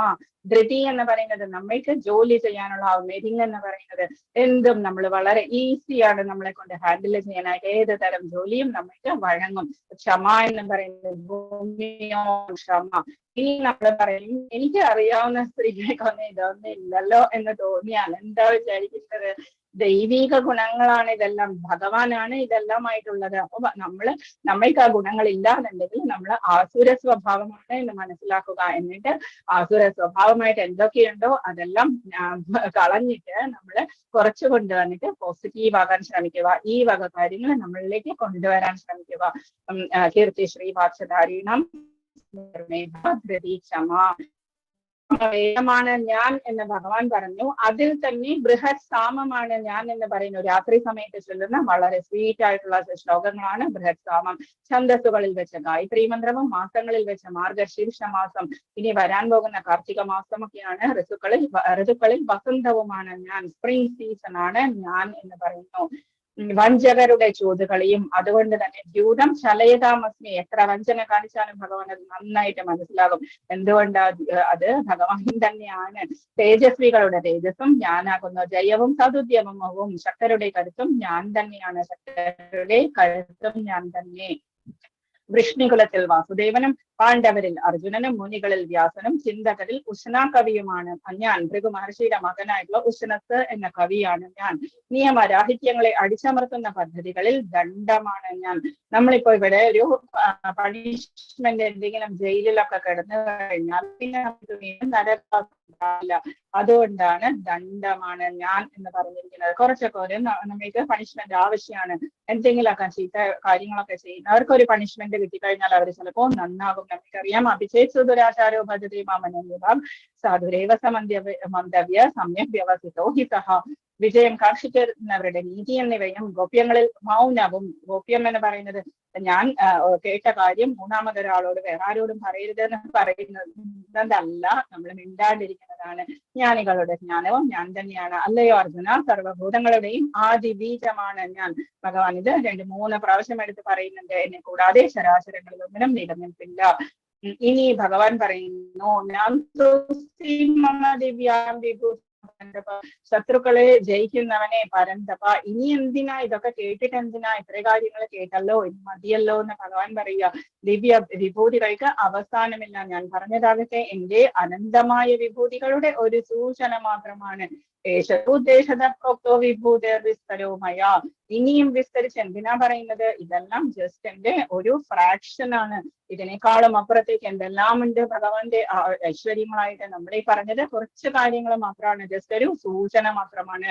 യദ്യത് വിഭൂതി മത്സത്വം, എന്തെല്ലാം വിഭൂതി ഉള്ളതുണ്ടോ, ഐശ്വര്യമായിട്ട് ഈ വേൾഡിൽ ഉള്ളതുണ്ടോ, സത്വഗുണമുള്ളതുണ്ടോ, നല്ലതുണ്ടോ, ശ്രീയുള്ളതും ഊർജിതമേവ, ഊർജമുള്ളതും പക്ഷി മൃഗാദികളും എന്തെല്ലാം പൂക്കളും എന്തെല്ലാം വെറൈറ്റീസ് ആണ്. ഓരോന്നും പ്യുവർ പെർഫെക്റ്റ് ആണ്. നമ്മൾ എന്തെല്ലാം ചെയ്തു കഴിഞ്ഞാലും അത്ര പെർഫെക്റ്റ് ആക്കാനായിട്ട് നമ്മളെ കൊണ്ട് സാധിക്കില്ല, എത്ര നല്ല പെയിന്റർ ആണെങ്കിലും. അപ്പം അത്രയും ശ്രീയുള്ളതും വിഭൂതിയുള്ളതും സത്വമുള്ളതും ഊർജമുള്ളതും ഏവാവഗച്ഛത്വം മമ തേജോംശ സംഭവം. ഇതെല്ലാം എന്റെ തേജസ്സിന്റെ ജസ്റ്റ് ഒരു ഫ്രാക്ഷൻ മാത്രമാണ്, ഒരു കണിക മാത്രമാണ് അർജുന. ഇതൊക്കെ ഞാൻ ഇത്ര നേരം പറഞ്ഞതെല്ലാം ജസ്റ്റ് ഒരു കണിക മാത്രമാണ്. ഇതിനേക്കാളും എത്രയോ അപ്പുറത്തേക്ക് എത്രയോ ബ്രഹ്മാണ്ടങ്ങളാണ് ഭഗവാൻ സൃഷ്ടിച്ചു വെച്ചിരിക്കുന്നത്. അഥവാ ബഹുനൈതേന കിം ജ്ഞാതേന തവ അർജുന. ഇനിയും കേട്ടിട്ട് എന്ത് വേണം അർജുന? വിഷ്ടവ്യാഹമിതം കൃഷ്ണം ഏകാംശേന സ്ഥിതോ ജഗത്. ഏകാംശേന സ്ഥിതോ ജഗത്. എന്റെ ഒരു അംശം കൊണ്ടാണ് ഈ വേൾഡ് മുഴുവനും നടക്കുന്നത്. ഞാൻ എന്റെ ഒരു അംശം മാത്രമാണ് ഈ മഹാപ്രപഞ്ചത്തിൽ വ്യാപിച്ച് അതിനെ നിലനിർത്തുന്നത്. അതിനേക്കാളും എത്രയോ അപ്പുറത്തേക്കാണ് ഭഗവാന്റെ വിഭൂതികൾ എന്ന് ഭഗവാൻ പറയുന്നു. ഏകാംശേന സ്ഥിതോ ജഗത്. ഒരു അംശം മാത്രമാണ് ഈ ജഗത്തിനെ നിലനിർത്തുന്നത്. ഇനി ഇതെല്ലാം ഭഗവാൻ നാളെ കാണിച്ചു തരും. നമ്മളെ സ്വന്തം ശരീരത്തിലെ വിശ്വരൂപമായിട്ട് ഇതെല്ലാം ഭഗവാൻ ഇന്ന് പറയുന്നത് നാളെ വിശ്വരൂപമായിട്ട് നമ്മൾ കാണും. അഥവാ ബഹുനൈതേന കിം ജ്ഞാതേന തവ അർജുന വിഷ്ടവ്യാഹമിതം കൃഷ്ണം ഏകാംശേന സ്ഥിതോ ജഗത്. ഒരു അംശം മാത്രമാണ് ഈ ജഗത്തിൽ പ്രപഞ്ചത്തിൽ വ്യാപിച്ച് അതിനെ നിലനിർത്തുന്നത്. ഇതായിരുന്നു ഇന്നത്തെ 10ാമത്തെ ലെസൺ, വിഭൂതി യോഗം. ഹരേ കൃഷ്ണ കൃഷ്ണ കൃഷ്ണ ഹരേ ഹരേ, ഹരേ രാമ രാമ രാമ ഹരേ ഹരേ. ഡൗട്ട്സ് ചോദിക്കുക. ഹരേ കൃഷ്ണ. മനസ്സിലായോ 11th lesson? Hare Krishna. 10th lesson. Hare Krishna.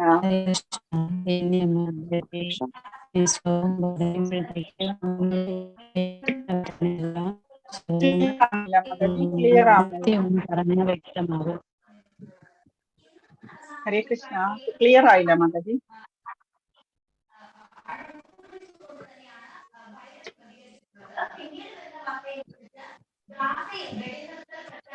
Hare Krishna.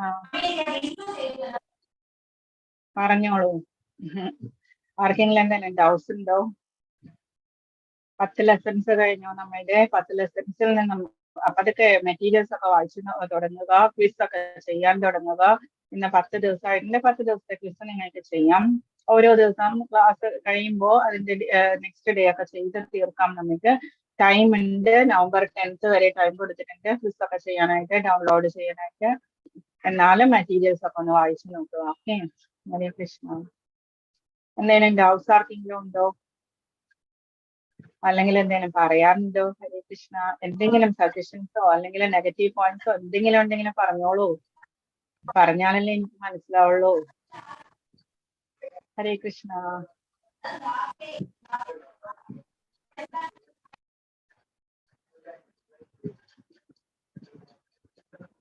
Hare Krishna. ഉറങ്ങിപ്പോയോ എല്ലാവരും? ഹരേ കൃഷ്ണ മാതാജി. ഹരേ കൃഷ്ണ. ഹരേ കൃഷ്ണ. ഹരേ കൃഷ്ണ. ഹരേ കൃഷ്ണ മാതാജി. ഹരേ കൃഷ്ണ. ഹരേ കൃഷ്ണ മാതാജി. ഹരേ കൃഷ്ണ. ഓക്കെ. ഡൗട്ട്സ് ഒന്നും ഇല്ലെങ്കിൽ നമുക്ക് ഫൈൻഡപ്പ് ചെയ്യാം. ഹരേ കൃഷ്ണ കൃഷ്ണ കൃഷ്ണ ഹരേ ഹരേ, ഹരേ രാമ രാമ രാമ ഹരേ ഹരേ, ഹരേ കൃഷ്ണ കൃഷ്ണ കൃഷ്ണ ഹരേ ഹരേ, ഹരേ രാമ രാമ രാമ ഹരേ ഹരേ, ഹരേ കൃഷ്ണ കൃഷ്ണ കൃഷ്ണ ഹരേ ഹരേ, ഹരേ രാമ രാമ രാമ ഹരേ ഹരേ, ഹരേ കൃഷ്ണ. ഹരേ ഹരേ കൃഷ്ണ. ഹരേ കൃഷ്ണ. ഹരേ കൃഷ്ണ. ഹരേ കൃഷ്ണ മാതാജി. ഹരേ കൃഷ്ണ. ഹരേ കൃഷ്ണ. ഹരേ കൃഷ്ണ മാതാജി. നല്ല മാർക്കൊക്കെ കിട്ടിയല്ലോ. ഹരേ കൃഷ്ണ. വിജയ ഹരേ മാതാജി. കൃഷ്ണ മാതാജി.